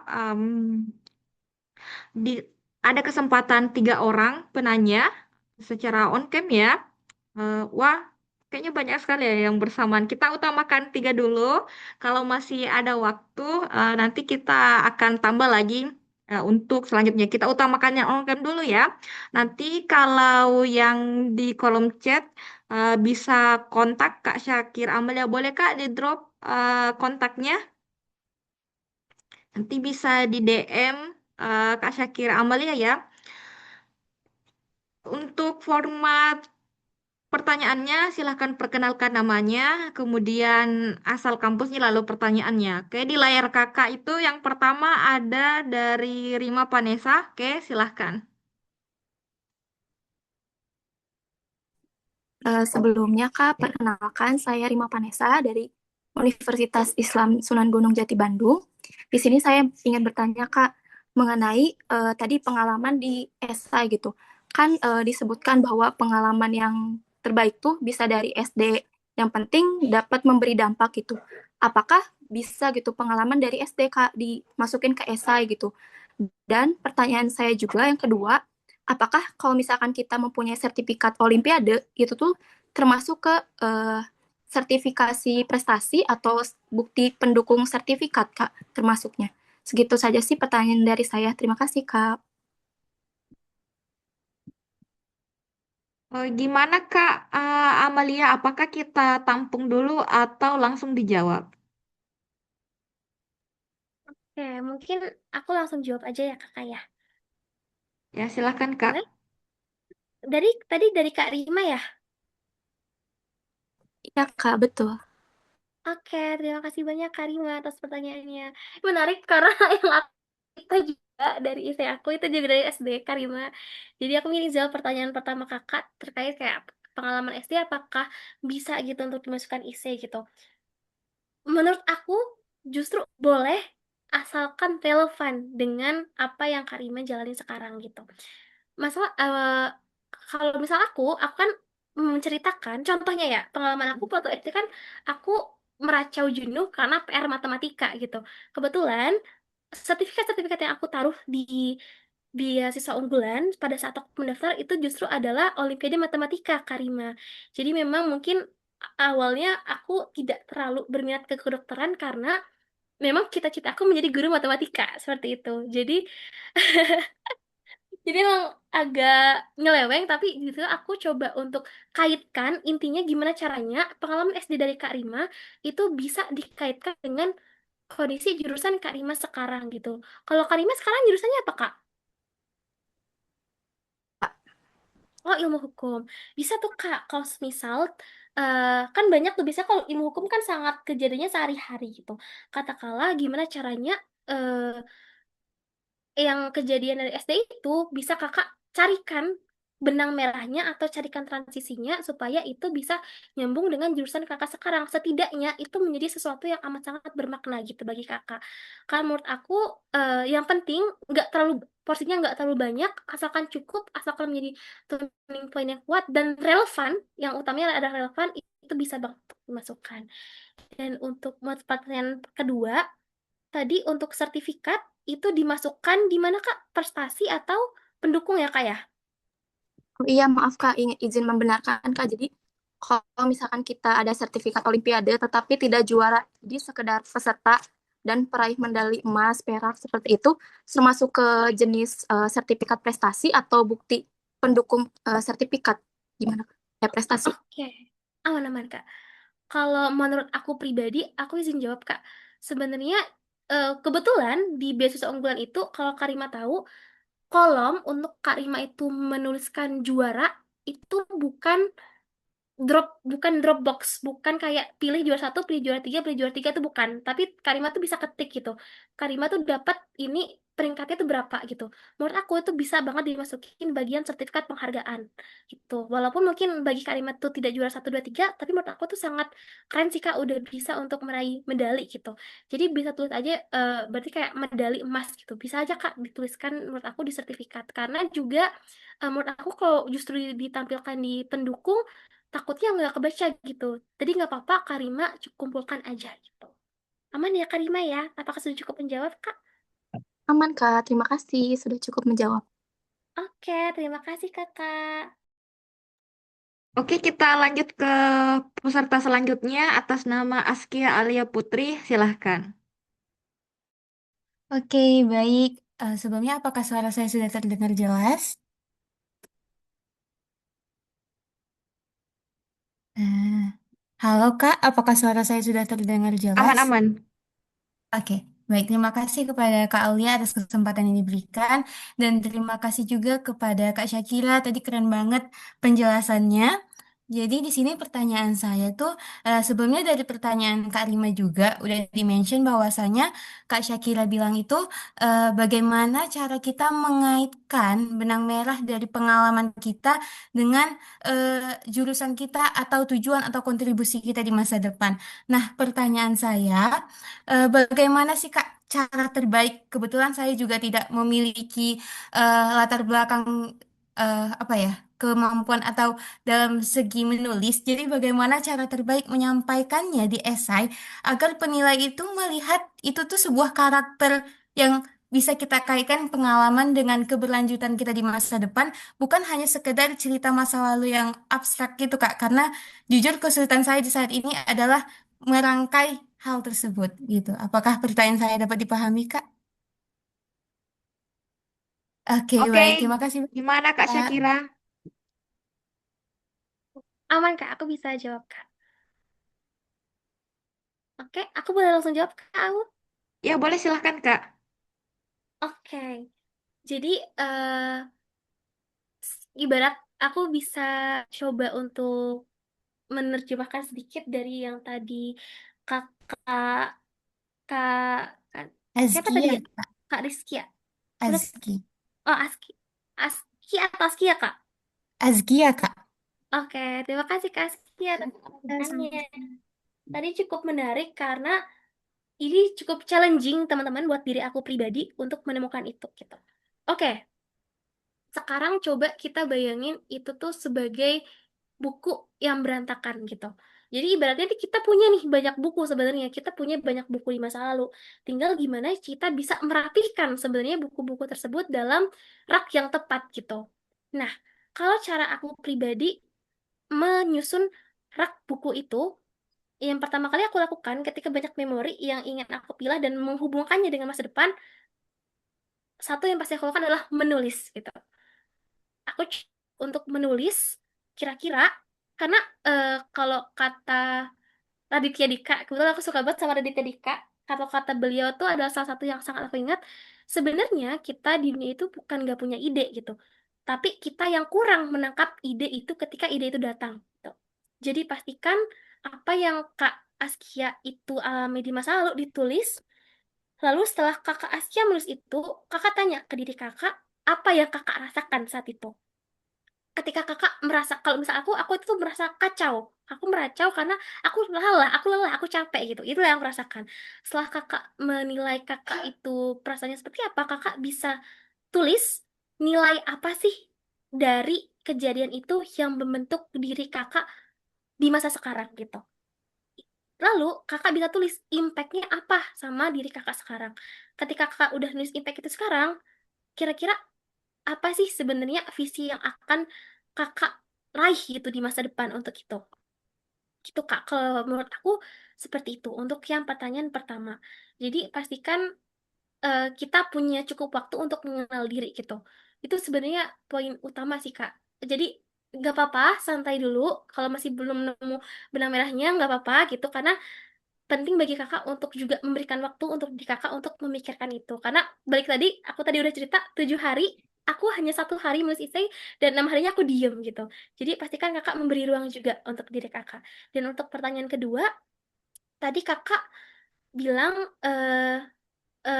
itu terkait dengan itu ya kak. Kalau nggak salah pertanyaannya tadi gimana caranya bisa untuk karakternya itu berkelanjutan, benar tidak kak? Iya, Kak, biar bisa terlihat gitu karakter. Oke. Sebe Basicnya berarti belum suka menulis gitu kak maksudnya ya? Iya, tapi sebenarnya Kak, untuk pertanyaan ini sudah sepaket dan sudah terjawab oleh jawaban Kakak. Pertanyaan saya Oh iya, memang, iya, terima kasih banyak sebelumnya, Kak. awan kak Askia, nggak apa-apa, santai dulu Iya. aja ya. Kita masih punya Eh, waktu kok gitu, masih belum kak iya. daftarnya.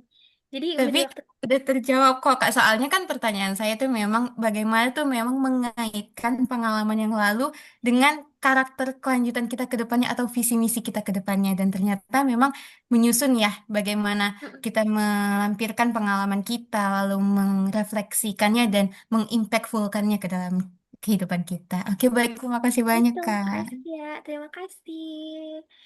Jangan lupa journaling ya kak. Bagi perempuan tuh self healing banget soalnya. Terima kasih pertanyaannya. Oke, kita lanjut ke penanya selanjutnya atas nama Dinara Isna Fausia.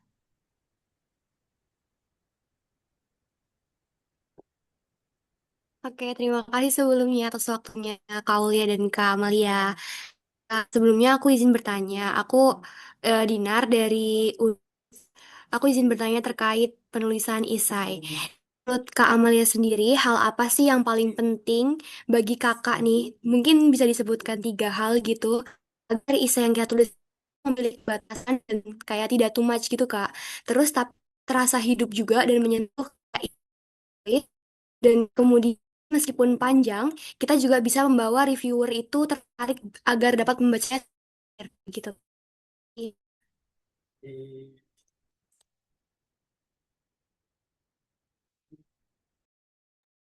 Oke, silakan Kak Amelia boleh dijawab.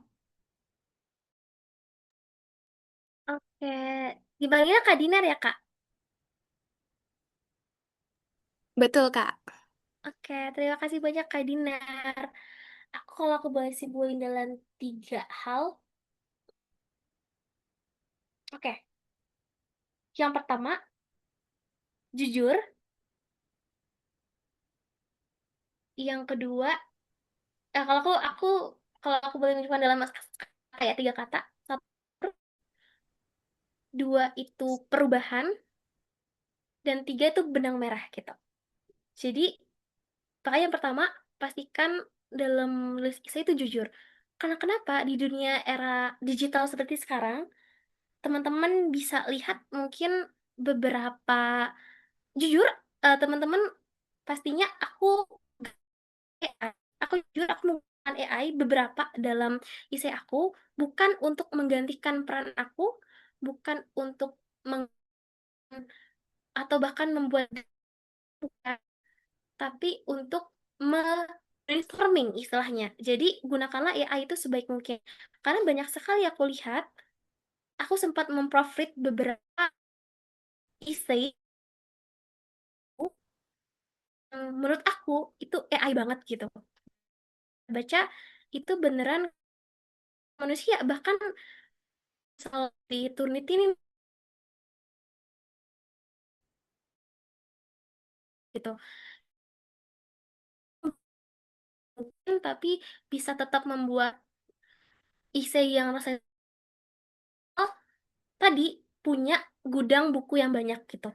Jadi pastikan cerita aku banyak, cerita itu asli, dan aku bener-bener tuliskan perasaan aku di sana, aku bener-bener tuliskan nilai aku di sana, baru aku tumpahkan itu dalam GPT untuk aku coba brainstorming gimana caranya susunan ini menjadi rapi gitu. Jadi yang pertama, jujur, jangan serahkan dia pada teknologi yang semakin hari juga akan semakin merenggut diri kita gitu. Dan yang kedua adalah tadi tentang perubahan gitu. Kita di dunia ini pasti ada yang namanya konflik gitu. Nggak, nggak mungkin kita mulus gitu aja.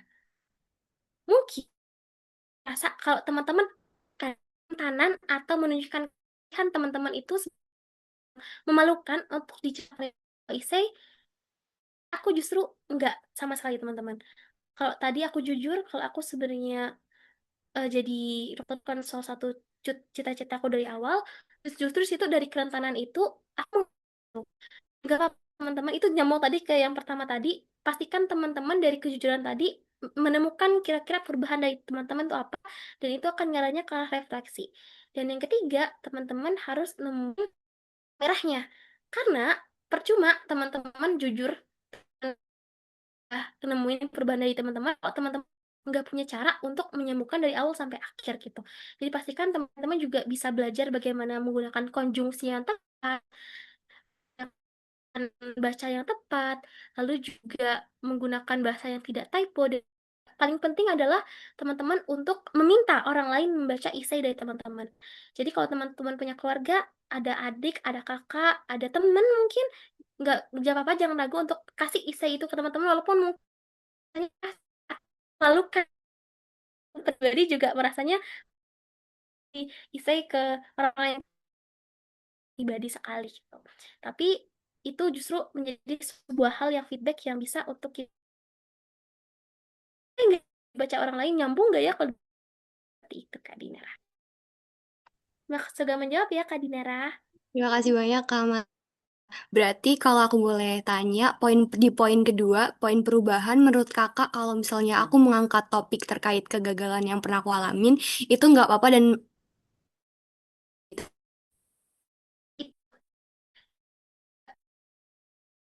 Gali lebih dalam dan kita akan tunjukkan itu kepada kita, mau bagaimanapun di wawancara pasti ditanya, pernah itu pasti keren terima deh kasih banyak, Kak. banget. Oke, terima kasih banyak Kak Amalia sudah menjawab pertanyaan. Sebenarnya sesi tanya jawab waktunya sudah pas ya 15 menit, tapi saya lihat ini masih ada 3 penanya. Gimana nih Kak Syakira? Apakah Kakak masih mau kasih kesempatan atau kita cukupkan saja?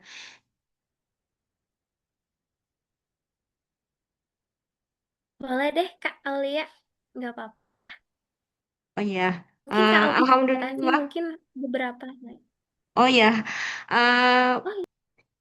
Oh Oke teman-teman, Alhamdulillah Kak Syakira dikasih bonus nih ke kita kasih waktu. Jadi teman-teman yang raise hand masih ada kesempatan.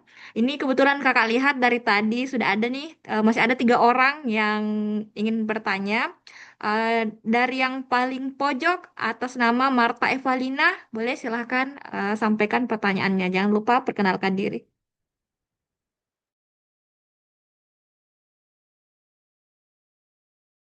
Baik, kesannya apakah suara saya sudah terdengar? Ya sudah aman.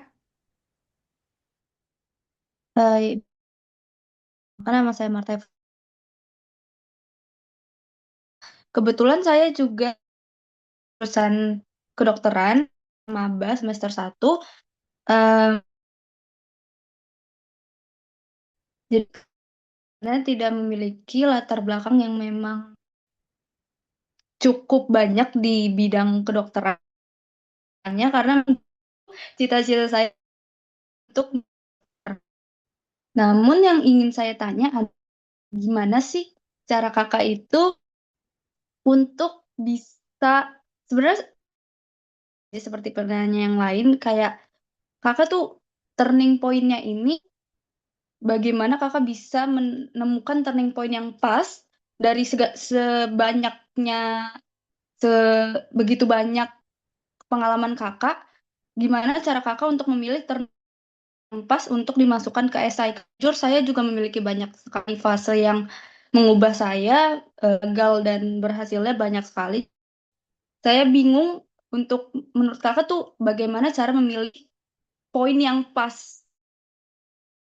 bisa menarik pembacanya, reviewernya. Terima kasih.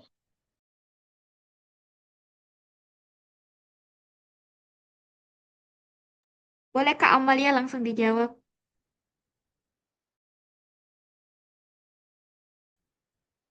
Sebenarnya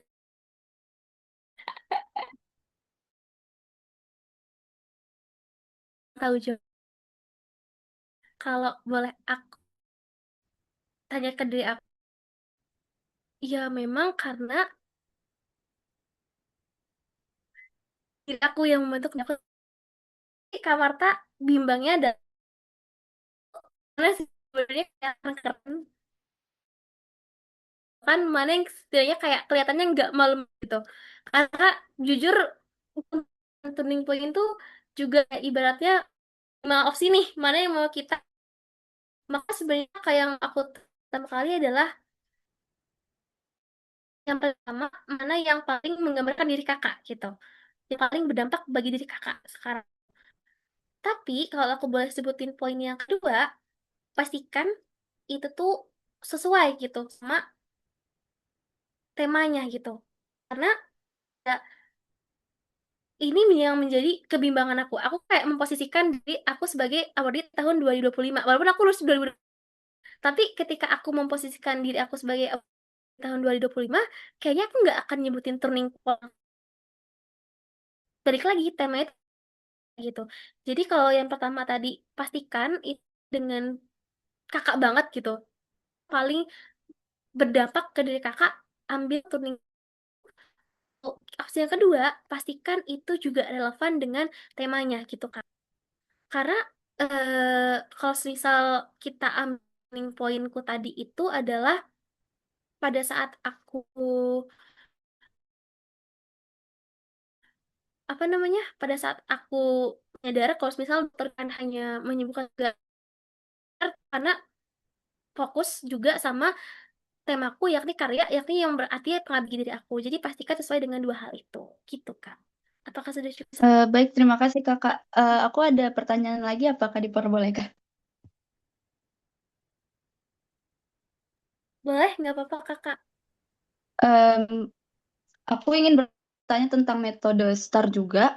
Kalau misalnya kita ini per paragraf, jadi, eh, citation segala macamnya itu tasknya itu beda-beda. Apakah diperbolehkan di paragraf? Hmm. Kalau boleh aku menjawab, sebenarnya tidak ada dalam aturan saklek ya, Kak. Tapi kalau aku pribadi, Ya, karena ada cukup banyak sekali masukkan dalam isi. Jadi aku coba untuk merangkumkan star itu dalam satu paragraf. Tergantung Kak Marta seberapa banyak cerita yang kakak punya gitu ya. Kalau misal udah mentok banget nih, udah mentok banget itu. Ada nggak apa-apa kalau misal kakak mau untuk paragraf. Mungkin itu bisa untuk lebih namun kalau Kak Marta merasa justru adanya lebih pengen juga kakak tunjukin itu bukan sebagai poin utama, yang bagian itu tuh sebenarnya bukan yang poin utama banget gitu. Kita bisa jadikan itu satu paragraf. Ada kebutuhan Kak Marta, apakah itu yang benar-benar pengen Kak tonjolkan atau enggak? Apakah aman Kak Marta? Baik, terima kasih banyak Kak. Terima kasih, keren pertanyaan. Semangat ya Kak, Terima kedokterannya. kasih Kak.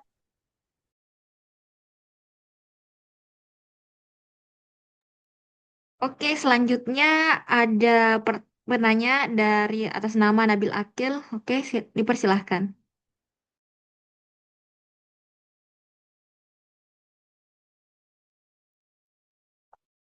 Apakah suara saya terdengar jelas? Aman. Oke. Baik Kak, sebelumnya perkenalkan saya Muhammad Nabil Akil dari Universitas Hasanuddin ingin menanyakan beberapa pertanyaan. Pertanyaan pertanyaan pertama itu seputar eh, persiapan esai. Nah, ada yang bilang bahwasanya itu harus melakukan persiapan esai jauh tanggal pendaftaran beasiswa unggul. Akan adalah bagaimana kita mempersiapkan esai tersebut bahkan belum tema dari beasiswa unggulan itu sendiri.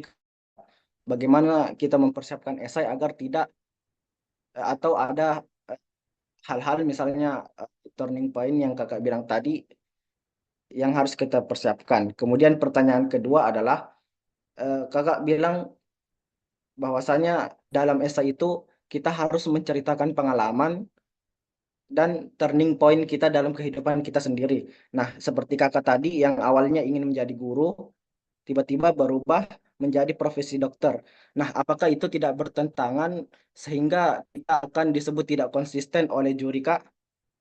Nah, kemudian pertanyaan ketiga, bahwasanya eh, penggunaan itu, tapi jangan sampai menggantikan peran dari kita sendiri. Nah, pertanyaan saya adalah, dalam hal-hal apa kita bisa menggunakan AI ini untuk membantu esai kita, Kak? Misalnya membuat kerangka esai atau gimana? Mungkin sekian. Boleh dijawab, Kak? Kak, aku lupa pertanyaan pertamanya tadi. Apa ya Kak Nabil ya? Mohon maaf, apakah bisa diulang Kak? Yang pertanyaan Pertanyaan pertama? pertama tadi Kak, Kak, kan ada yang bilang bahwasanya persiapan esai itu harus jauh-jauh. Kata dulu. Persiapan esai harus jauh-jauh dari apa yang bisa untuk dipersiapkan. Oke, terima kasih banyak Kak Nabil atas pertanyaannya.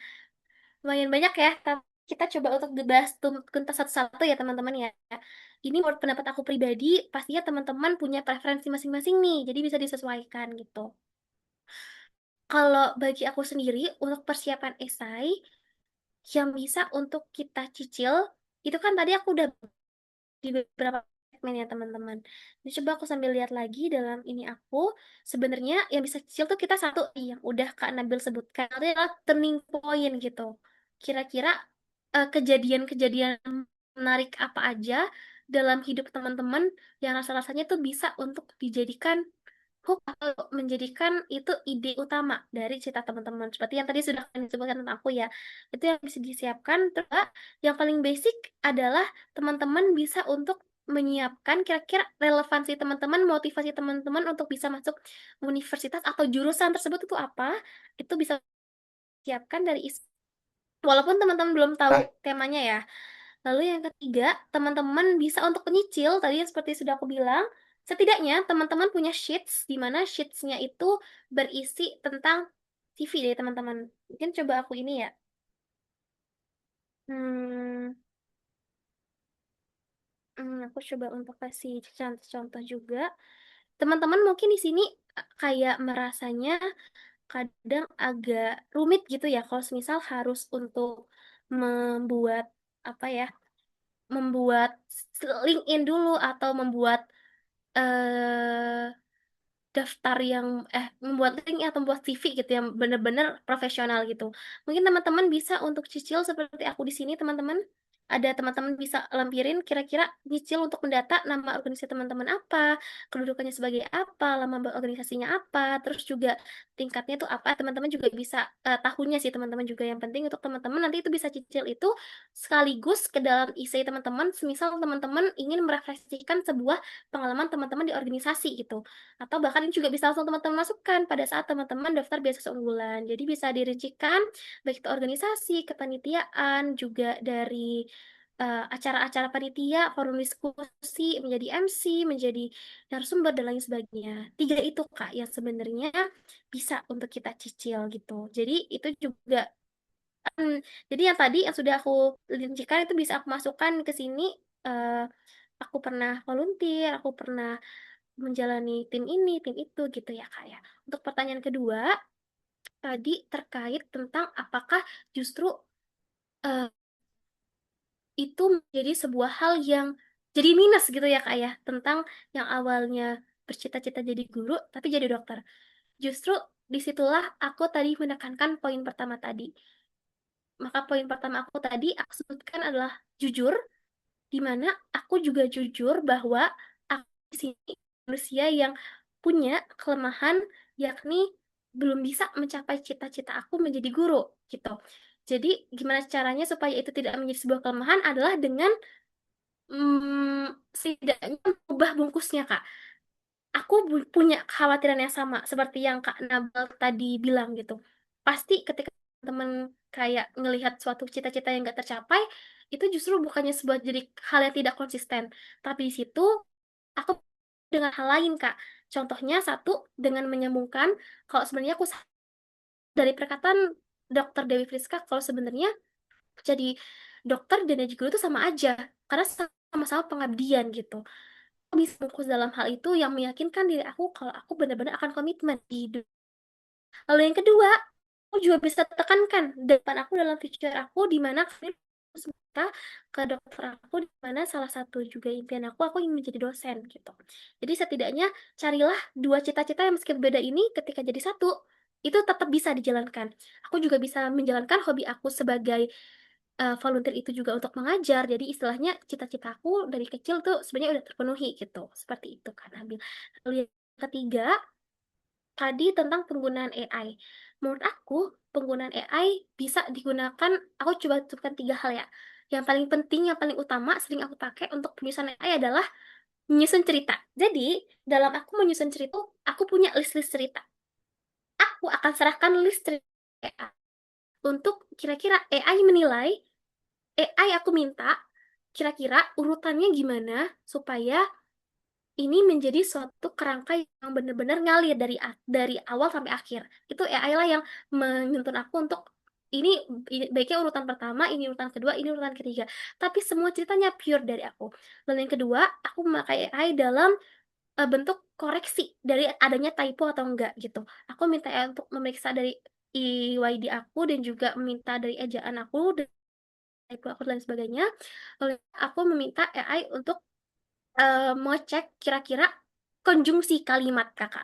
Jadi, tatkala teman-teman bisa membaca sebuah essay yang pada tiap paragrafnya itu banyak kalimat tidak efektif atau bahkan dari satu kalimat ke kalimat berikutnya terlalu patah gitu.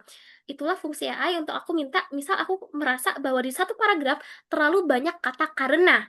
Berarti aku bisa minta AI tolong cari sinonim dari karena. Kan banyak tuh sinonim dari karena, ada sebab, ada ini, ada ini. Jadi situ aku fungsi aku untuk coba menggantikan kalimat-kalimat tidak efektif atau aku mencari konjungsi yang tepat. Misal selain itu, melainkan oleh karena itu, sepatannya lebih variatif. Seperti itu, Kak Nabil. Apakah sudah cukup menjawab? Yang poin kedua tadi apa ya, Kak? Turning point, supaya nyambung, aku Ini memastikan Kak, itu kan dibungkus. ada tiga hal yang bisa dipakai.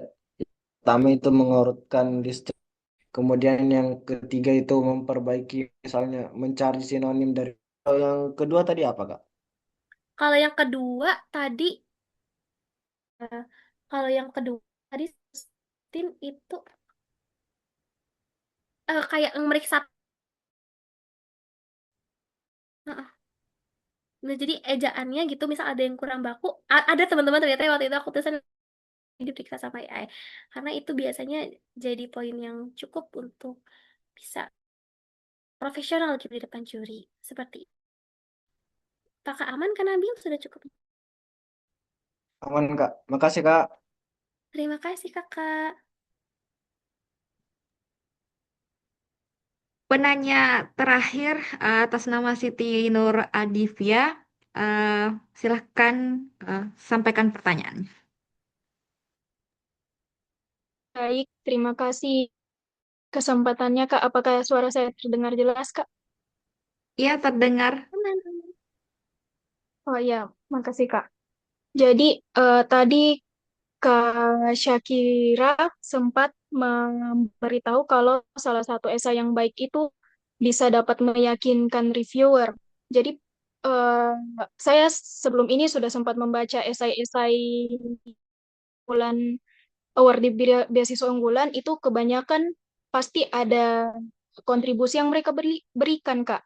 Jadi bagaimana caranya kita bisa dapat kan kontribusi yang kita tawarkan ini bisa kita realisasikan nanti kah dari Kak ada hal yang harus dihindari supaya pada kontribusi itu bisa meyakinkan pembaca.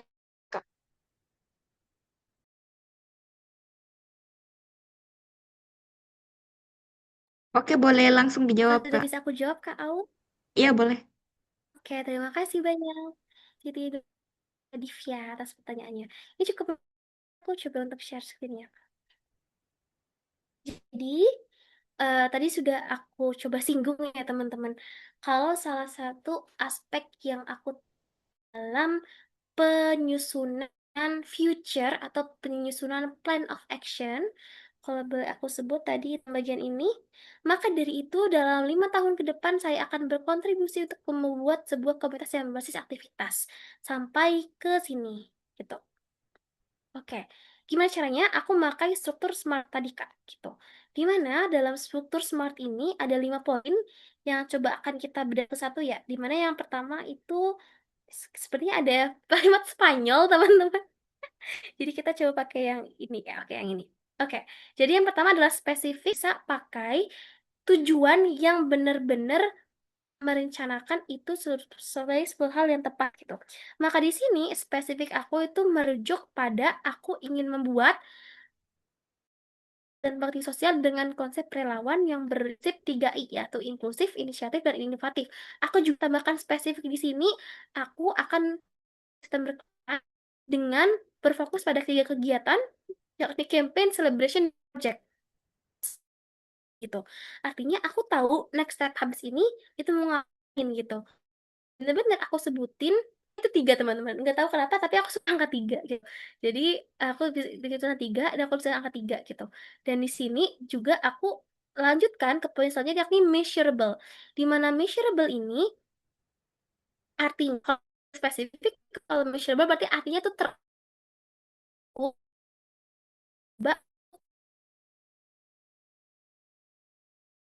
terjemahkan itu ke dalam bentuk ini. Kalau yang measurable, aku sepertinya aku mulai belajar banyak setelah justru aku menulis essay ini.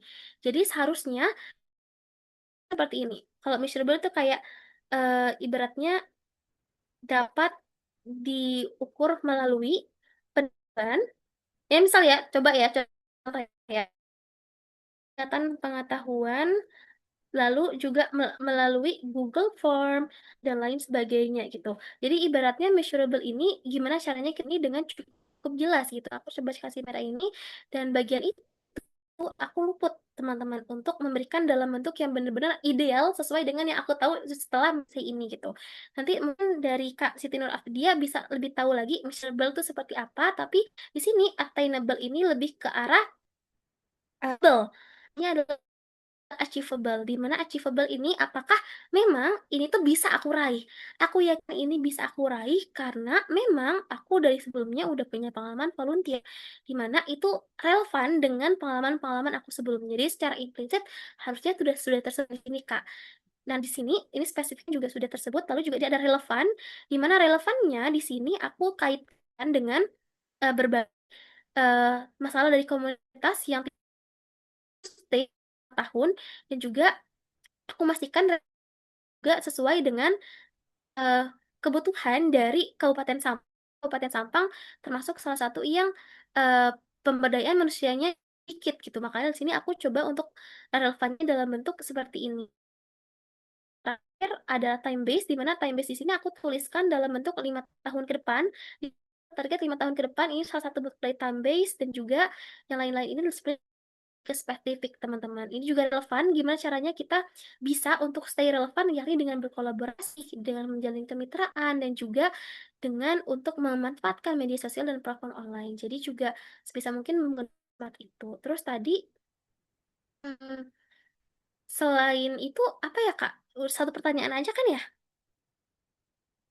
Oh, lalu apa Tips yang yang coba harus hindari dihindari. dalam membuat tujuan yang coba hindari? Tentunya yang pertama adalah jangan membuat tujuan yang bisa kamu capai gitu.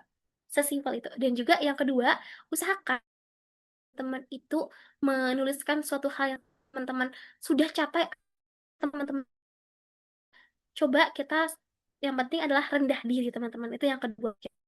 Karena mau bagaimanapun apa yang kita tuliskan itulah yang akan dites ketika kita berhadapan interview. Jadi sebenarnya kalau teman-teman mungkin terlihat songong, katakanlah atau mungkin terlihat melebihi, itu pasti akan terlihat dari isi teman-teman dan pastinya itu juga pastinya akan sangat-sangat terlihat. Jadi pastikan dalam isi teman-teman sesuai apa adanya gitu.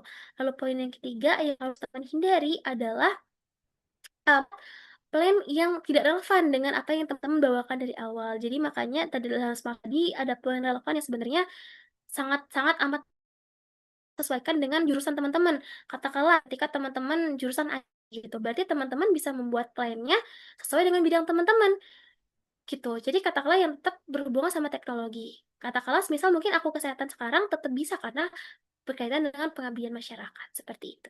Apakah sudah cukup menjelaskan Kakak? Cukup, Kak. Makasih, Kak. Terima kasih banyak Kak Siti. Ya. Oke, itu tadi sesi tanya jawab. Antusias peserta hari ini luar biasa sekali ya, Kak Amalia, karena awalnya hanya ada 3, lalu ada 6 penanya, kemudian masih ada yang pengen nih DM nanya-nanya Japri ke Kak Amalia. Oke, em,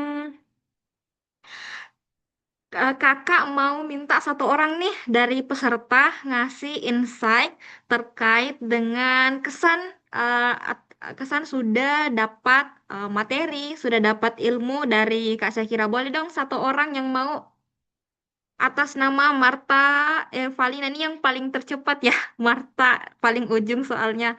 Oke, boleh silahkan disampaikan.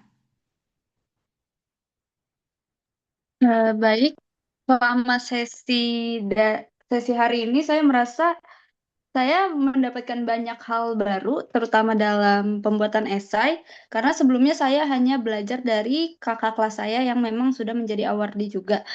Dan saya melihat bahwa pembicara hari ini itu sangat inspiring karena beliau menjelaskan menurut saya cukup detail. Jadi esainya benar-benar dirombak satu-satu setiap bagian dan beliau juga merefleksikan diri beliau apa saja yang memang menurut beliau itu kurang dalam esai beliau tahun sebelumnya agar kami para calon awardee semuanya bisa lebih baik lagi. Jadi saya merasa bahwa sesi hari ini sangat membantu karena pembicaranya ini memang benar-benar merincikan satu persatu mulai dari yang harus dilakukan, berkas yang harus dipersiapkan, lalu kekurangan-kekurangan beliau dan juga tidak hanya dari diri beliau, beliau juga merefleksikan esai-esai yang beliau temukan di media sosial dan itu menurut saya cukup membantu karena saya juga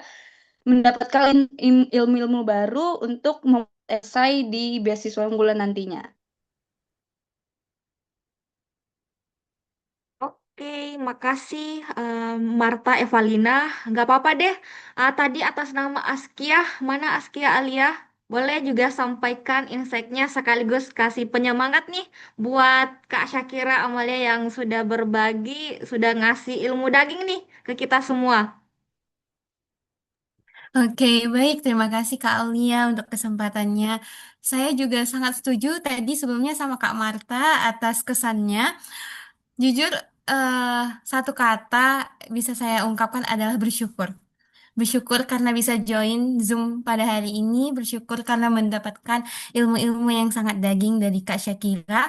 Karena jujur sebelumnya memang ketika dalam proses penulisan esai ini banyak sekali hal-hal yang relate yang disampaikan oleh Kak Syakira seperti ngestak atau misalnya kita nggak tahu melanjutkan step yang mana atau hal-hal lainnya. Namun di sini Kak Syakira mengulas satu persatu dari problem-problem yang dilewati ini dengan berbagai solusi dan itu sangat helpful banget. Terima kasih banyak. Dan untuk Kak Syakira, semoga atas ilmu yang Kakak berikan ini bisa menjadi bekal yang sangat kuat untuk kami dalam menyiapkan award di beasiswa unggulan dan doakan untuk kami agar bisa menjadi award di beasiswa unggulan di tahun 2026 ini dan kami juga mendoakan Kak Syakira semoga lancar dan sukses segala visi misi yang kakak tuangkan di beasiswa unggulan tadi dalam kedepannya. Amin. Thank you kakak. Oke, terima kasih Askia Alia udah kasih insight-nya. Terakhir nih, closing statement dari Kak Syakira Amalia sekaligus ngasih pesan-pesan kepada adik-adik semua yang lagi persiapan nih beasiswa BU biar bisa mengikuti jejak Kak Syakira menjadi award di BU 2026. Terima kasih banyak Kak Aul, jujur terharu. Jadi kayak nge-freeze gak tahu mau ngomong apa, kayak ketemu teman-teman yang aktif banget sejak awal. Aku berterima kasih banyak terutama ke Kak Aul yang sudah merangkul kami semua dalam satu komunitas Solar Academy ini dan semoga apa yang aku sampaikan ke teman-teman bisa untuk dapat teman-teman aplikasikan dan teman-teman dipahami, jangan cuma dicatat tapi diaplikasikan dan aku harap semua yang kita usahakan hari ini benar-benar bisa terbalas sesuai dengan apa yang menjadi takdir terbaik bagi Tuhan nantinya. Terima kasih, sehat selalu ya semuanya. Jangan lupa istirahat. Ya. Selamat malam. Terima kasih banyak Kak Aul. Aku serahkan kembali kepada Kak Aul. Terima kasih teman-teman semuanya. Aktif sekali, suka deh. Ketemu kapan lagi ya Kak Aul ya. Ya, siap. Selanjutnya kami ada apresiasi dari kakak. Boleh kita mau dokumentasikan dulu sesi sertifikat bersama kakak. Selanjutnya kita mau dokumentasi nih sama teman-teman. Jadi sambil kakak persiapan nih, sambil kakak sesi dokumentasi sama Kak Syakira, boleh nih teman-teman rapikan jilbabnya, rapikan pasang wajahnya. Nanti setelah ini kita akan lanjut sesi dokumentasi. Oke, saya share screen dulu sertifikatnya. Em, udah kelihatan nggak? Kayaknya error ya. Oh, error tunggu dulu. Bentar. Stop share. Ini ya. Bentar ya, Kak. Oke, udah bagus.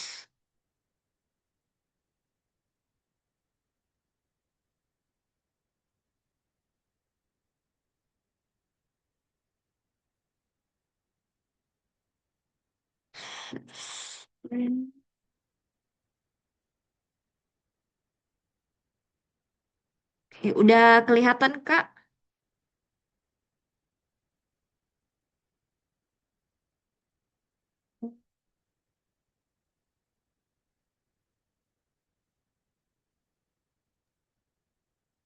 Udah, Bentar ya, Kak. Saya mau dokumentasikan dulu. Jadi, terima kasih banyak kepada Kak Syakira yang udah ngasih yang udah kasih info daging ke kita semua. Izin ya Kak, saya mau dokumentasi dulu ini. Satu, bentar-bentar dulu. More certificate. Eh, satu, dua, tiga. Oke. Oke. Selanjutnya sesi dokumentasi bersama peserta. Oke, boleh semua on cam. Kakak hitung ya. Satu, belum nih. Nur Hanifah belum. Yang lain udah. Satu, dua, tiga.